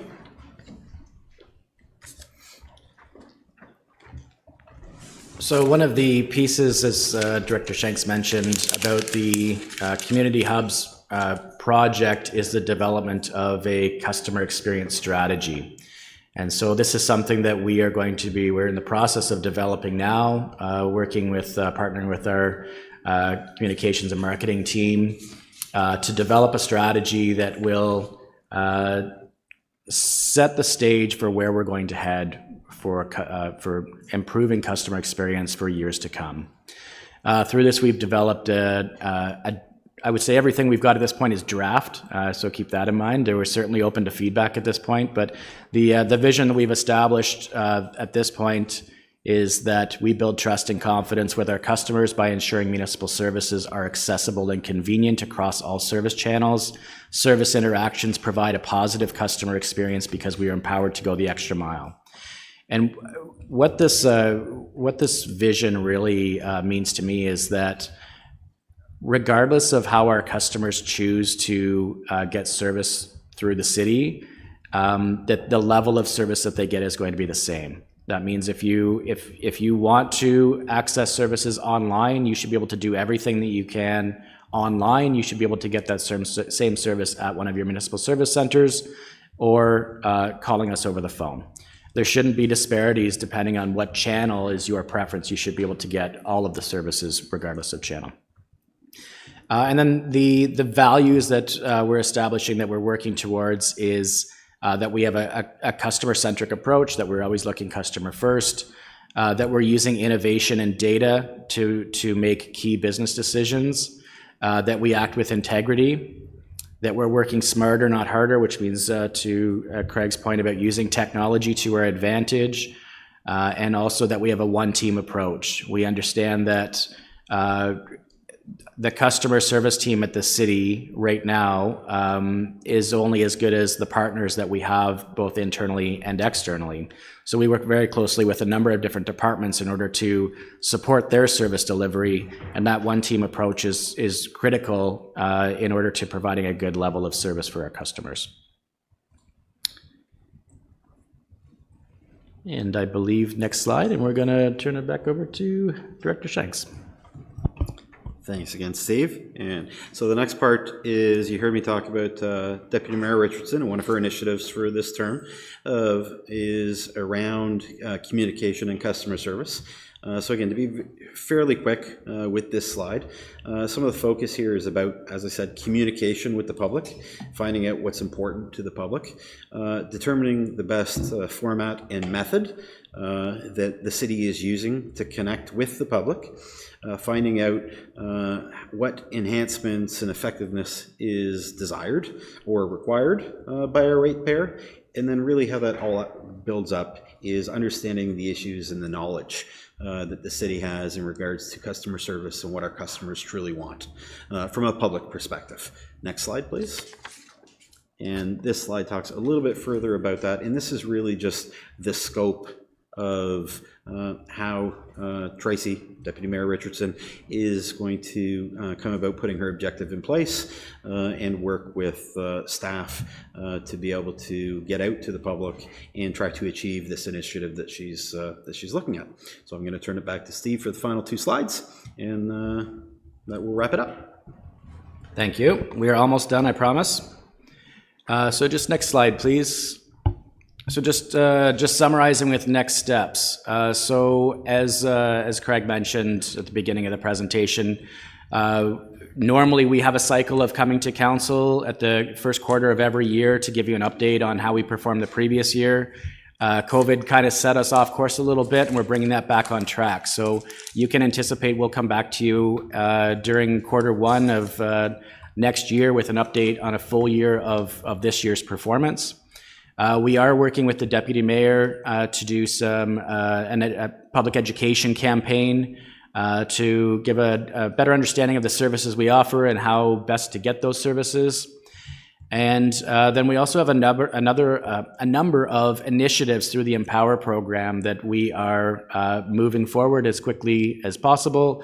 We have the customer experience strategy, which has been already been spoke to. And looking to get a draft plan in place by the end of this quarter, which is in 10 days.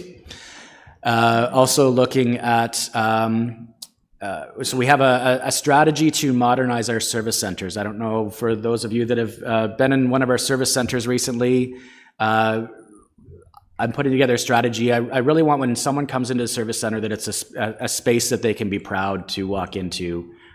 Both our employees, but also our customers that go into the service centers. Bobcaygeon is a brand new facility and amazing when you walk in there.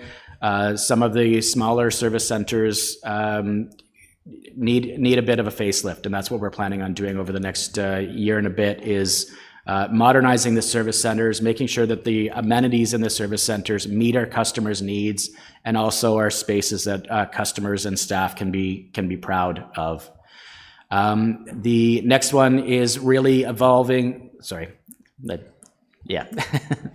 The next bullet point is enhancing the one-stop shop. We've made a lot of progress this year. We still have a lot of work to do.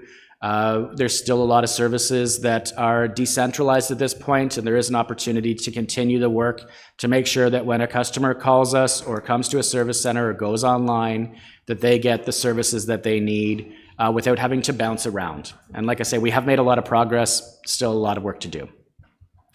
We have launched a call quality program, as I mentioned. We started recording calls through the call center in March. We do monthly scoring, but it is something that is very new for my staff and new for the city. And so it's going to take us some time as we transition into formalizing exactly what that program looks like. And we've done some good work. It's been some interesting learning for myself and the team for sure. And then we have also recently launched, as I mentioned, the customer experience survey, which is a very quick 5-minute survey after you've dealt with the city to fill out and let us know what your experience is like. We use the data from this and the results from this in order to continually enhance how we are servicing our customers and the services that we're providing. And with that, I'm going to just turn it over to Deputy Mayor Richardson briefly to make some comments, and then we'll cover questions. Thank you. Thank you to both Director Shanks and Manager Babcock. I know when we came out of the pandemic, I wanted to recognize at that time that we actually, took that what we learned during the pandemic. How can we do service better? How can we be more efficient? How can we, make that experience better? And I think me working in communications and media for 30 plus years, my focus was always customer service and a good positive experience. So as being the deputy mayor, I felt that was something that I want to focus on as my term is rolling it out. Communication is key for all of the councillors sitting around this table, and often, we deal with uproar of, issues that come up. And sometimes taking that time just to explain the process and how things work creates that calming, effect to our residents, so they have a better understanding when it comes to process. So some of these changes that you're seeing is, our city staff going the extra mile and, providing some additional information. So our residents feel better informed. And I think that's a critical step for all of us when we're sitting around that table right now is, building that trust and confidence with our residents. I mean, I've been a resident my entire life. And I used to listen to my dad gripe and, and what we need to do better, right? So, those things kind of resonate when you've lived here your whole life and have this opportunity now to say, hey, we've made some amazing changes during the pandemic, and let's push those changes out and let's provide that education. Just 2 quick examples just in the last week for me is I was walking downtown and got stopped by a resident from my ward that said they went into 180 Kent to the building department to ask some questions, and they said, what an amazing experience. They got what they needed to go to the next step. There's a positive impact of, changing what we're doing. Last week, there was an uproar on Facebook regarding, a road needing some, rehab or something, and potholes, grading, calcium, whatnot, and I got tagged in it, but I looked after an hour and I had folks actually using our report and say, Councillor Richardson has pushed out this message before regarding, you make the initial report of an issue of concern.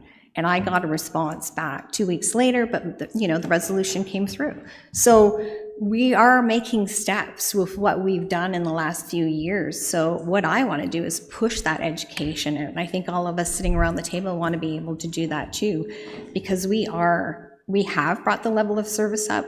We're bringing the level of the experience up. So I think what you're seeing here is a great opportunity of us moving in the right direction. And at this time, I open up the floor for any questions or feedback from my fellow councillors just to see where we're going or any additional thoughts. So thank you. Thank you. And thank you, Director Shanks and Manager Babcock, for your presentation. We have a few questions here. Councillor Warren. Through you, Mr. Mayor, and thank you, Tracy, for that. But my question's for staff, if you don't mind. One of the big comments I get is a building permit. We used to have a building official at the Bob Cajun Service Center, which we don't have anymore. So I'd like to see that be enhanced.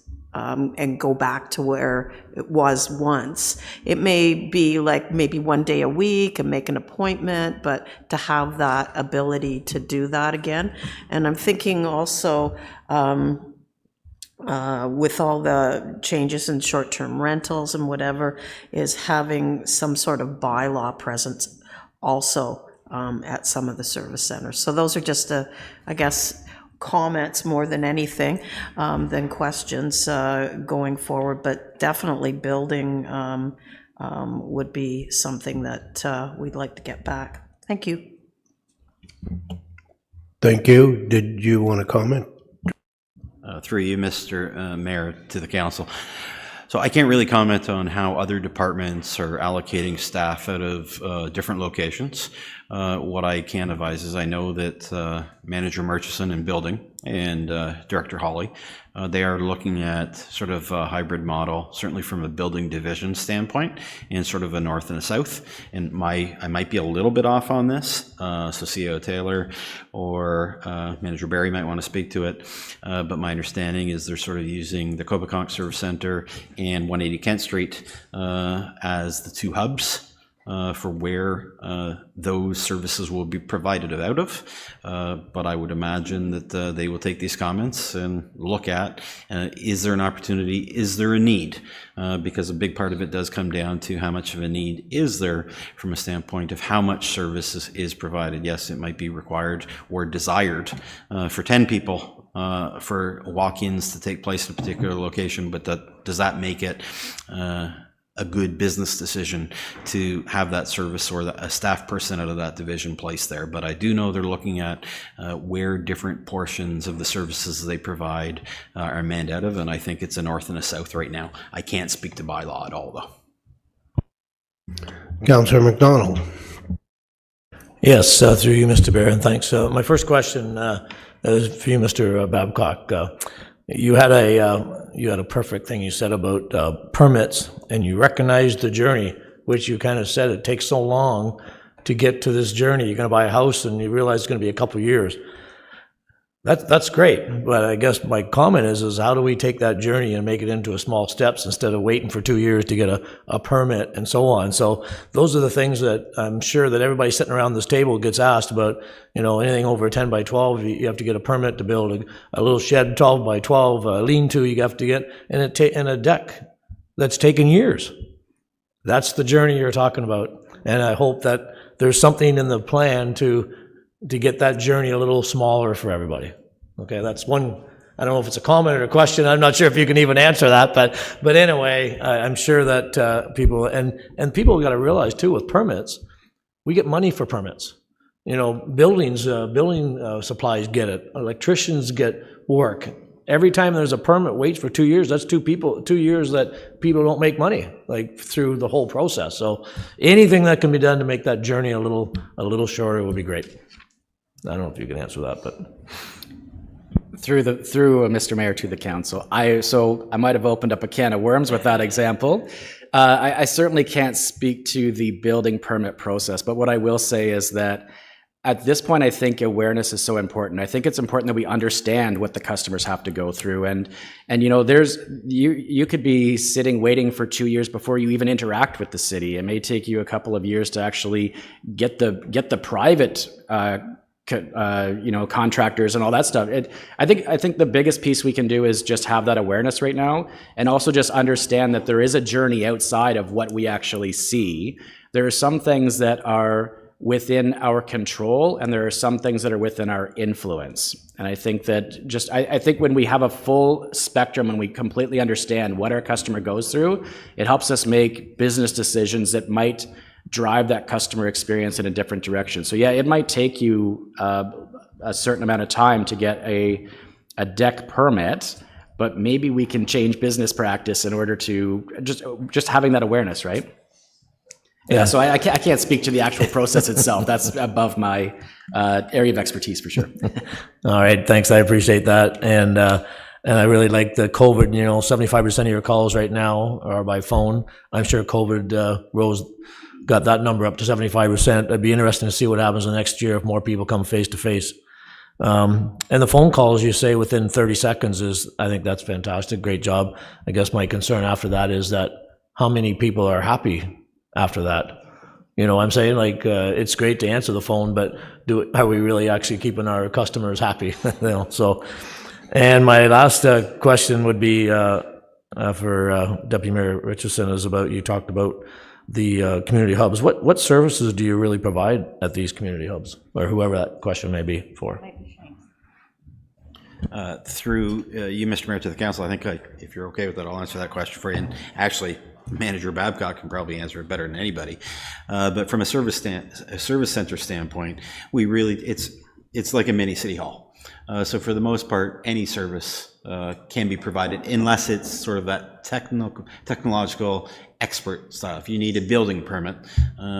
You're not getting that provided to you at a service center. But it really is that if you, the standard municipal services, those are what are being provided at the service centers.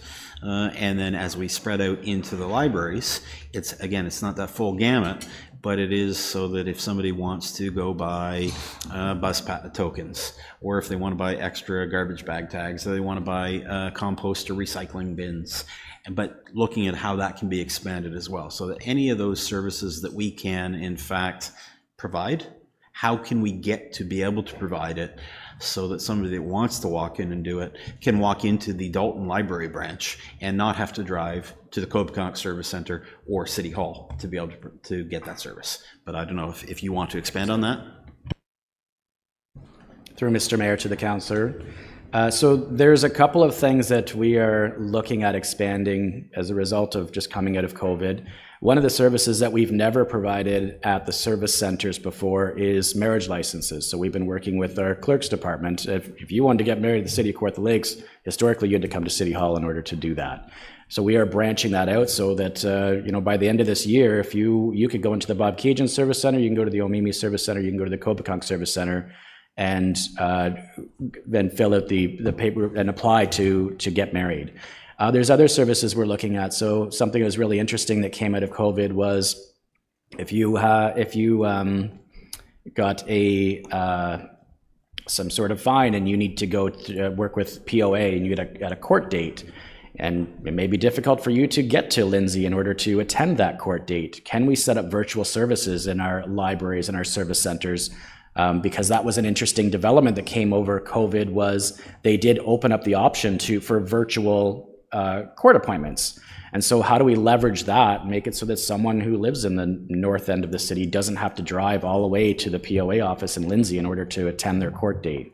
There's all sorts of opportunities like that we're starting to tap into that are new opportunities for us. Back to Councillor Warren's point about bylaw enforcement. You can go into any service center right now if you have a bylaw complaint. You may not necessarily be able to speak to an officer on the spot, but the customer service team will be able to log that complaint to make sure that it does get to an officer on the spot. So those are some of the things we're working on to make sure that regardless of your preferred channel of service, you can get the service that you need that way. So, and I think there's more. I think we've done a bit. We've done a lot, actually. I think there's many more opportunities out there for us. We've only kind of scratched the surface on where we're heading. Okay, thank you very much. Councillor Joyce. Thank you, Mr. Mayor. Through you, excellent presentation. Thank you very much. I do have a question, but this is a personal aside. All my interactions with the city over the years has been excellent. I've always been quite impressed. And in defense of the planning department, it's been my observation every time I've run into somebody with a delay in their planning, they haven't dotted the I's or crossed the T's. They're trying to do something that's doesn't fit. And if I've also talked to many people, it's been seamless and they got it fast because they did it right. My question is, for Mr. Babcock, is the 75% phone calls and online and walk-in interactions, is that pretty stable year to year? Do you see trends? Is it going in a certain direction more so than the other, or is it more or less stable? And just curious. My preference would be that we continue to advance the services available online. And I think that that will, once again, one of the things we're really trying to do is we want to make sure that you can get the same level of service regardless of your channel. And right now there are gaps in all of our channels right now. There are some things you can't do in person at one of our service centers. We're trying to change that. But to me, online is really the biggest opportunity where there's an opportunity to enhance the services we offer online and drive more volume. We know that obviously the world is moving online and not everyone's ready to go there yet, and that's fine. But those that do want to have services online, how do we make it so they can get more services and not have to call us and not have to come to one of the municipal service centers because that's their preference, because it's convenient for them. I believe it was CAO Taylor during a previous presentation talked about just the cost of service, how much it costs to deliver the services per each channel. Our online service is, not that it's about budgets and money at this point, but it's way more economical for us to deliver services online as it is to over the phone or in one of our municipal service centers. So the more volume we can drive that way, which means we need to enhance how we provide those services online, will skew that distribution. So I would like to see online go up, telephone go down as a result. Yeah, I 100% agree with you. That was my question. My question is, what has been the current trends from where, like last year, the year before? Is it trending in a certain way? Is online growing? Is that what you're saying? And that's a good thing. Or is it stable? It's not growing, despite our efforts to try to move customers online. Online is growing, and a lot of that has been from, so I don't have an answer as to why it's growing, but I can tell you it's growing. So the service centers were closed for a period during the pandemic. The Bob Cajun Service Center was under renovations, so that service center wasn't just recently opened to the public once again. So that did drive some volume online. We have seen a fairly significant increase, I'll say just over the last year, in the number of customers that are using the Report It tool online, which Deputy Mayor Richardson alluded to as well. So we are starting to see more uptake in that. We're starting to see an uptake in the online sales services. So you can buy a recycling bin online, you can buy a transit pass online. There's a number of services that you can buy online right now where you don't have to go to a municipal service center to pay for. So there's an opportunity to increase that. But to answer your question, the trend is moving to go online. But I think the more services that we offer online, we'll continue to see that trend move a lot quicker. Councillor Perry.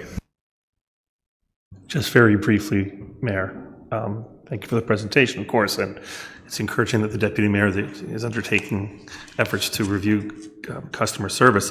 I'm sure it's no surprise that door-to-door during the campaign in Ward 3, poor customer service was cited again and again and again by constituents. I see a nodding head. So what I'm seeing somewhat, and I want to speak to it again very briefly, is a disconnect between what we've seen today and public perception and public experiences. And will there be a communications effort? Could we possibly get a one-pager of some of the highlights of what's being done that we can communicate to our constituents that action is being taken on this? I mean, I understand at a base level wanting to know kind of what the sources of customers and constituents' frustration is. But while you're saying that, I can just hear my constituents in Ward 3 saying, what are you talking about? They don't know what my customer service complaints are. So how do we kind of make sure that we're measuring up these actions that are being taken place and statistics that are being gathered? And I 100% support Councillor McDonald's comment. Statistics have to have context. Number of calls answered, great, but it has to be relative to something. Are they quality calls? Are they assisted calls? You have some of that in your presentation that was, I must note, in our package as well. So thank you very much. And if you just speak to how you're going to communicate and empower us as councillors to satisfy and to tend to some of our constituents who continue to report, my call never gets answered. I've called 6 times. Right? Those are, it's been a year and a half and I still don't have this fixed. I'll leave it there. Through you, Mr. Mayor, to Council.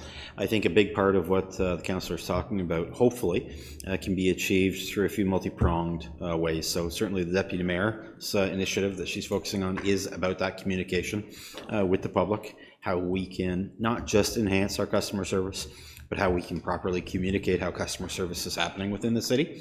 So I think that's a big part of it. Manager Babcock also talked about the customer experience strategy and the survey that are ongoing right now. So we're going to get some of that information. Bottom line answer, Councillor Perry, is we'd be happy to provide that information to you so that you've got it. And I think Manager Babcock wants to maybe add a little bit more to that. If I could, sorry, just to follow up. I mean, there's also such a thing as survey fatigue, right? Is there not enough data at present, both anecdotal, qualitative, and quantitative, to know what the service issues are without, surveying constituents and thereby possibly raising their frustration yet again? Through you, Mr. Mayor, to the Councillor. So from the pure customer service survey, no, this was we needed to do another one right now because the information we had from it was outdated. From a survey perspective, certainly understand it, and believe me, the talk's been had, and I'm probably on the same page that you are from a fatigue standpoint of surveys, but I think it was needed this time to be able to provide that information so that we can move it forward. And to both your and Councillor McDonald's comments about it's great to have these numbers, what are we doing with them, how do we know it's happy? Some of those performance measurements that we're doing are the 3 that Steve had mentioned are coming soon. Those are the quality scores and some of those other things. So we don't have that right now, but some of the tools that he's put in place of sort of recording and then monitoring those calls that are taking place is to ensure that the customer experience is happening and happening well. And if it's not, we know how it's not happening well, and hopefully we can approach it and fix it. But go ahead, Steve, if you like. Through you, Mr. Mayor, to the councillor's question, I wholeheartedly agree with your comments, both you and Councillor McDonald. The call quality piece is it's absolutely critical. It's something we've never done before, but I completely agree. This can't just be about how many calls we take, and that's why the performance measures we're developing are there needs to be some meaning behind them. And I had one of my staff members today actually called me, and she said, like, I don't know what we're doing. I feel like we're making more mistakes now than we've ever made. And she's worked in customer service for a decade, and she says, like, this is the worst it's ever been. I've never seen us making so many mistakes. And my response back is, no, we've always made those mistakes. We just didn't know it.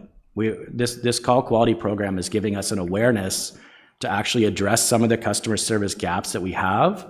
And I agree that those gaps are there, but we're taking action now to actually correct some of those and move things forward and work towards continuous improvement. So I agree, it needs to be more about just numbers. There's a qualitative component to it as well.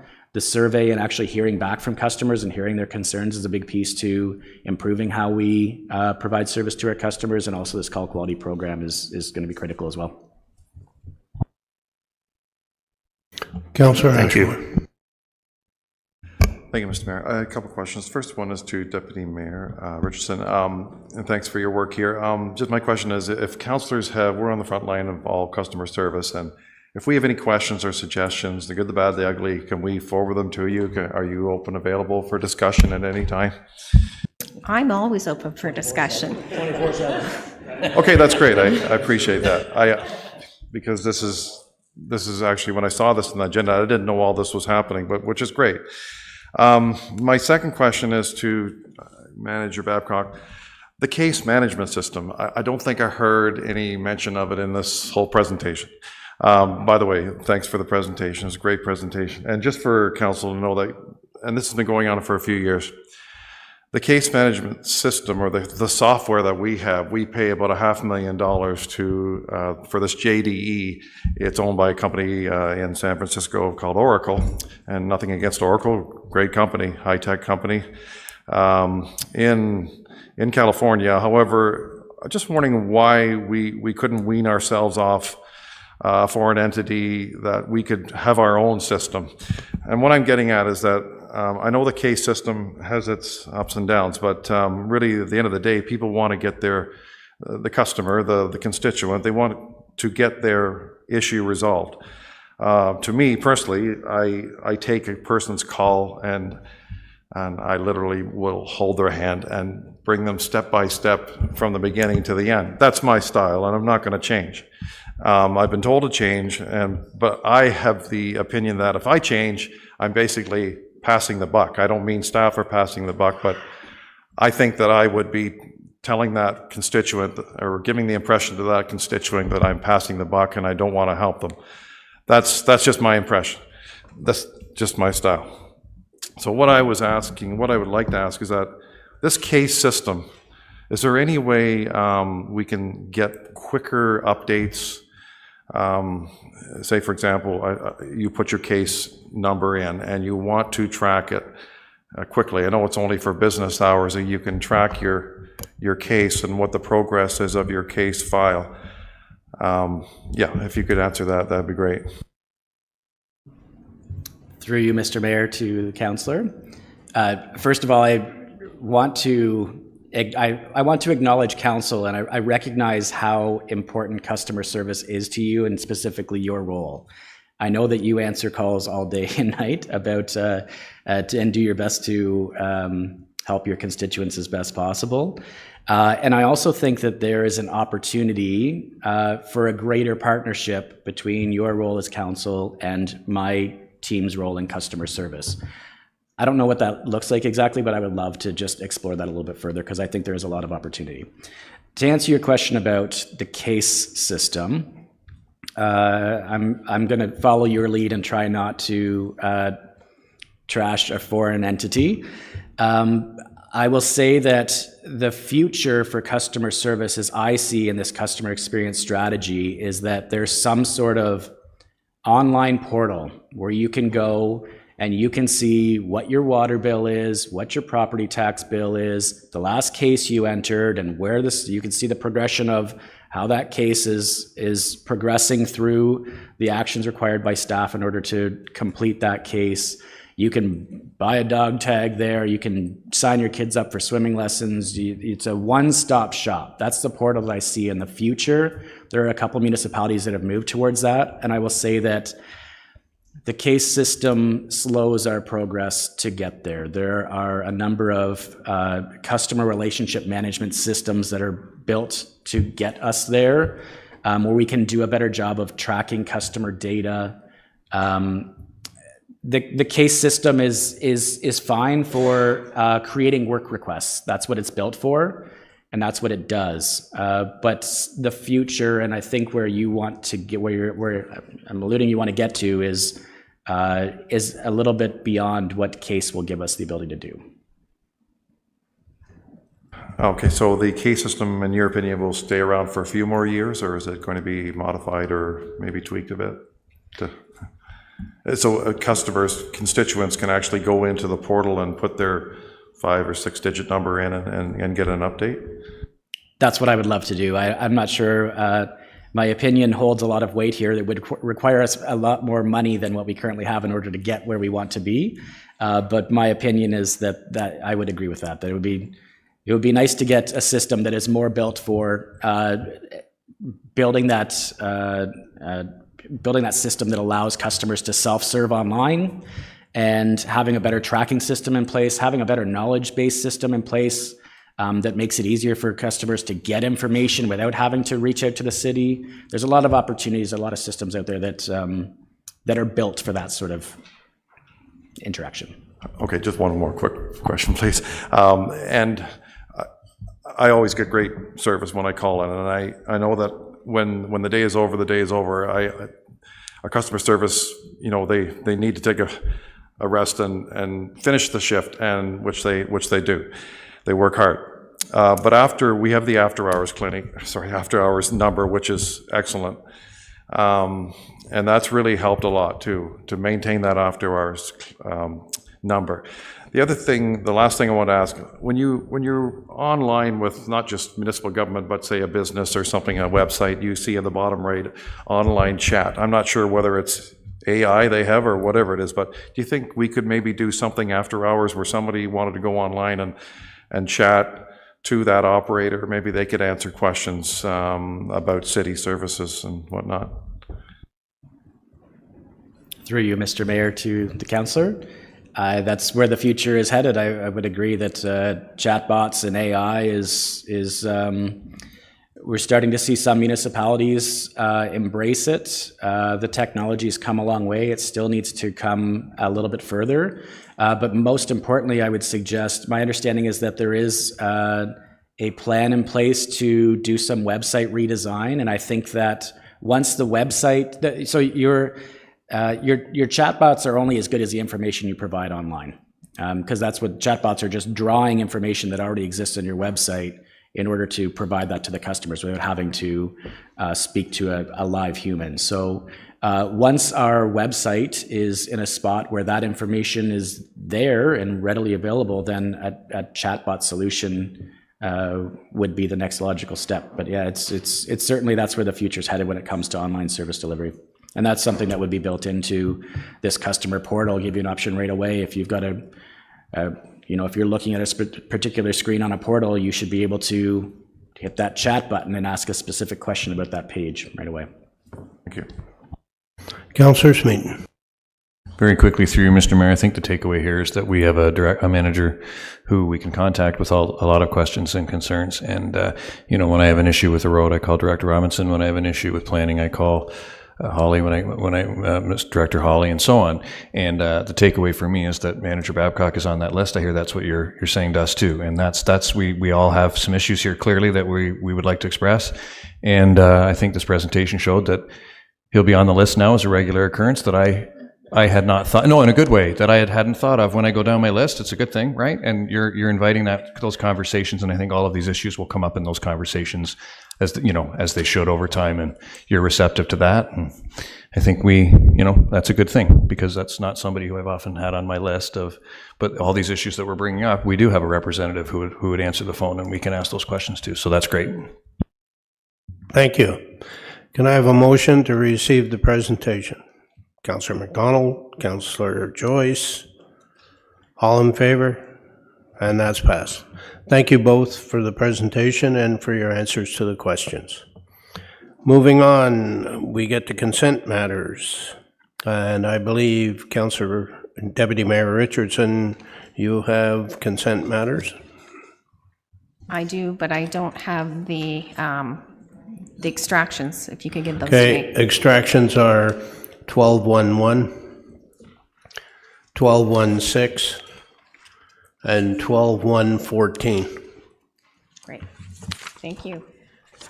Moved by myself, seconded by Councillor McDonald, that all the proposed resolutions shown in section 12.1 of the agenda be approved and adopted by council in the order they appear on the agenda and sequentially numbered, save and except for the following: 12.1.1, 12.1.6, and 12.1.14. Thank you. Thank you. All in favor? And that's passed. First one, 1211, Councillor Smeaton. Thanks, Mr. Mayor. Through you, just a quick question for Director Bukaboom.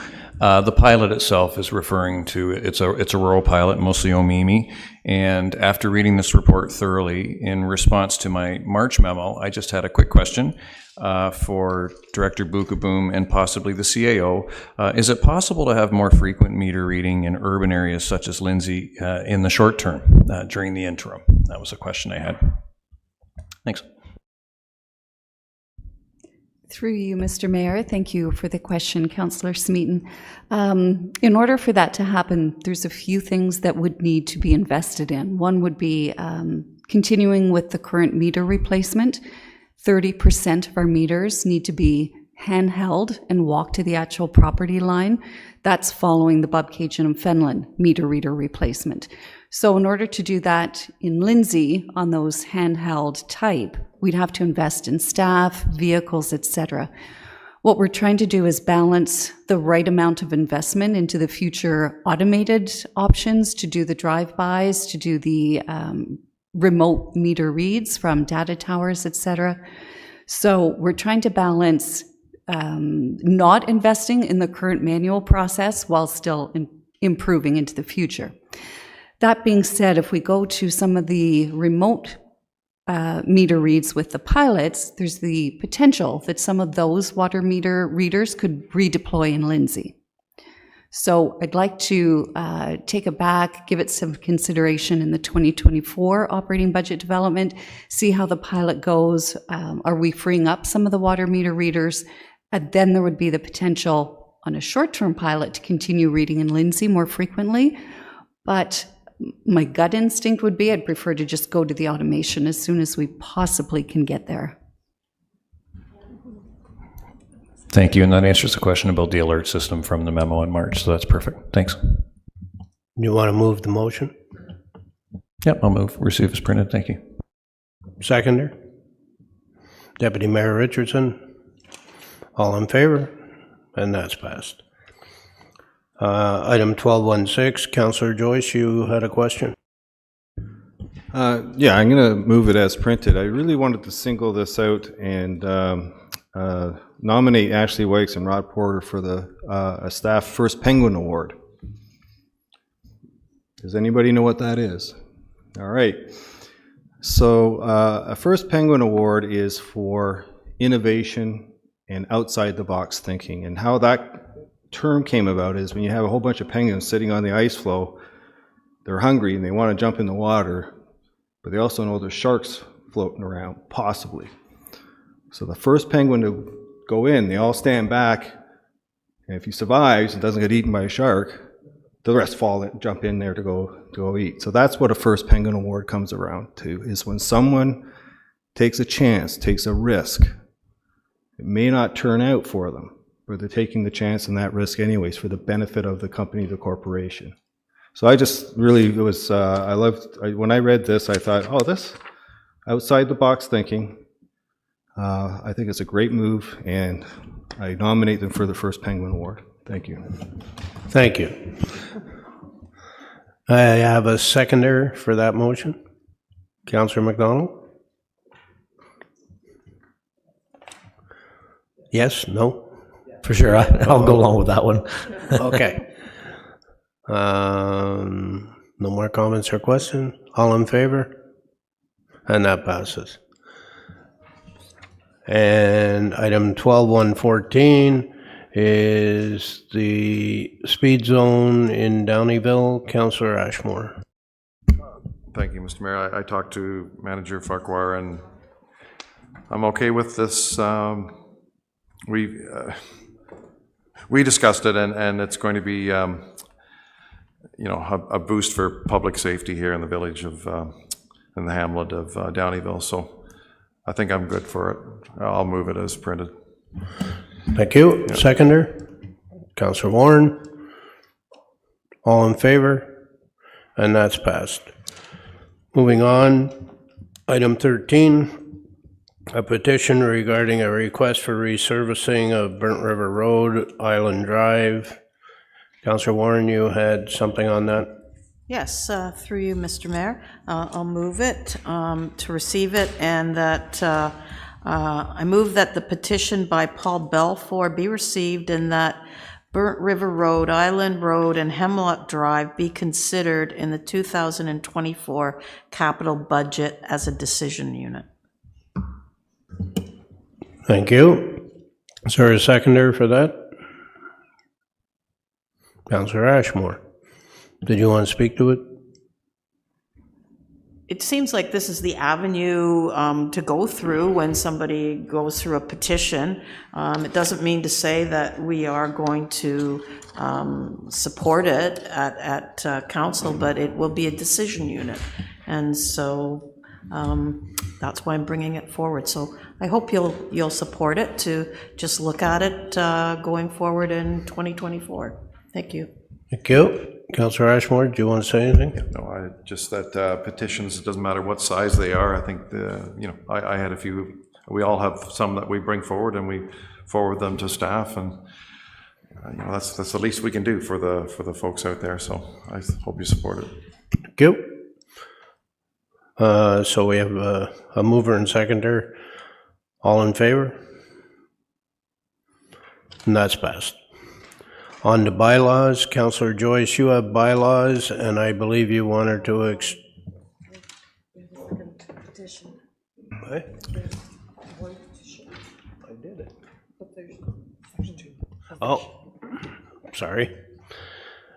There's a petition regarding a request for Long Beach Road, former Fenland Township, to be designated as a community safety zone with automated speed enforcement. I have a motion to refer that to staff. Councillor Perry, seconder. Councillor Warren. Councillor Smeaton, did you want to say something? Okay. All in favor?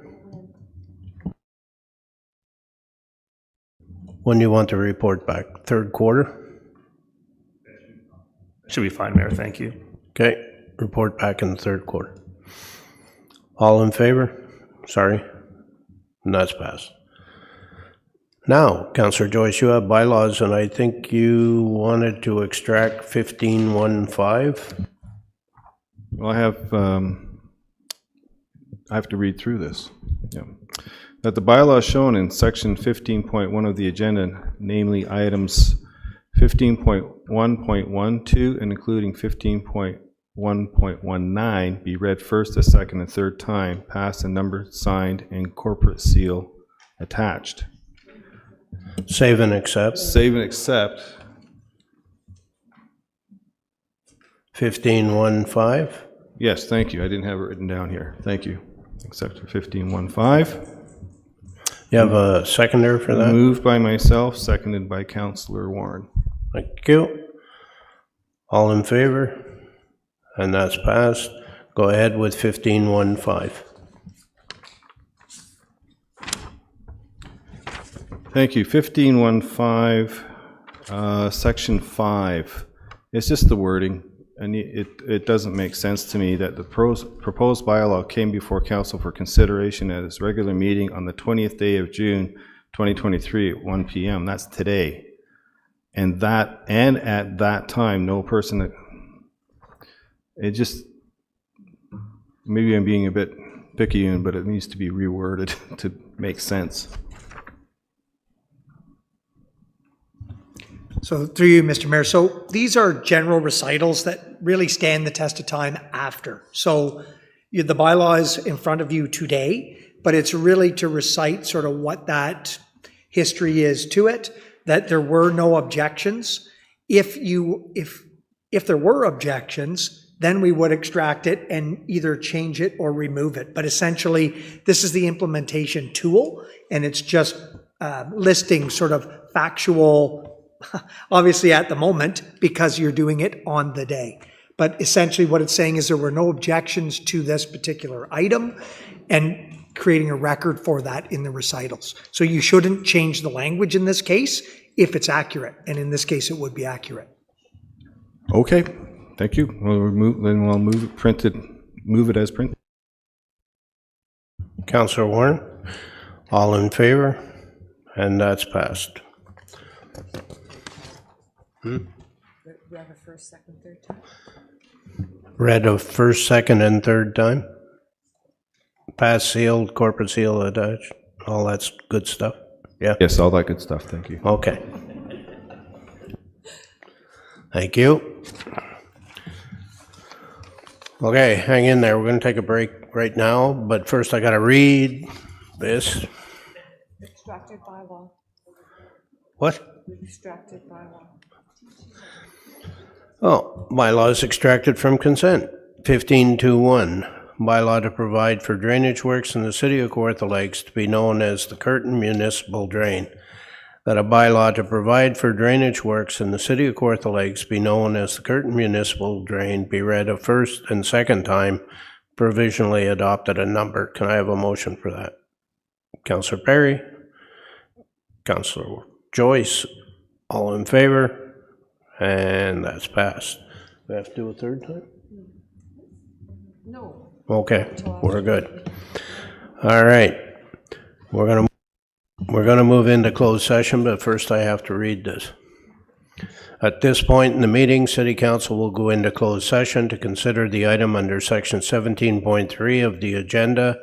All remaining staff, with the exception of the CAO, City Clerk, and the City Solicitor, are now instructed to leave the electronic meeting. As per our procedural bylaw requirements, I'm asking all remaining participants in our meeting today to confirm to me by raising their hands that they are in a private room where no other persons can overhear the deliberations and the internet connection is secure and not publicly accessible. Is there anybody online? No? Okay. Can I get a mover and seconder for the following motion? That council convene into closed session at 5:07 p.m. pursuant to Section 239(2) of the Municipal Act in order to consider matters identified in Section 17.3 of the regular council meeting agenda of Tuesday, June 20th, 2023, namely item 17.3.1 and including 17.3.3. I have a mover and seconder. Councillor Perry, Councillor Ashmore. All those in favor? Thank you. At this point, the meeting broadcast will now end for members of the public watching on Cogeco, your TV cable, the live stream of the meeting on YouTube, and the rebroadcast on cable, and the Rogers Ignite will now be temporarily paused for members of the public. When closed session is completed, the live stream and rebroadcast of the meeting will resume to address the remaining open session items on the agenda.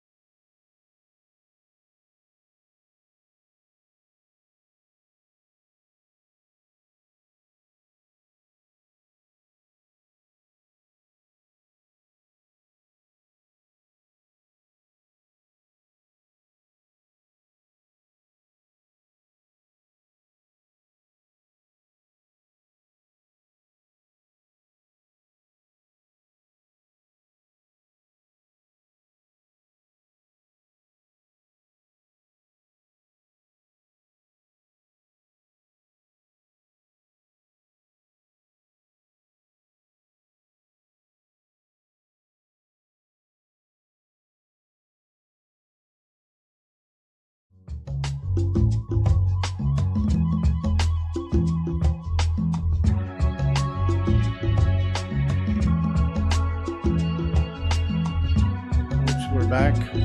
We're out of closed session. Madam Clerk, do you have any matters from closed?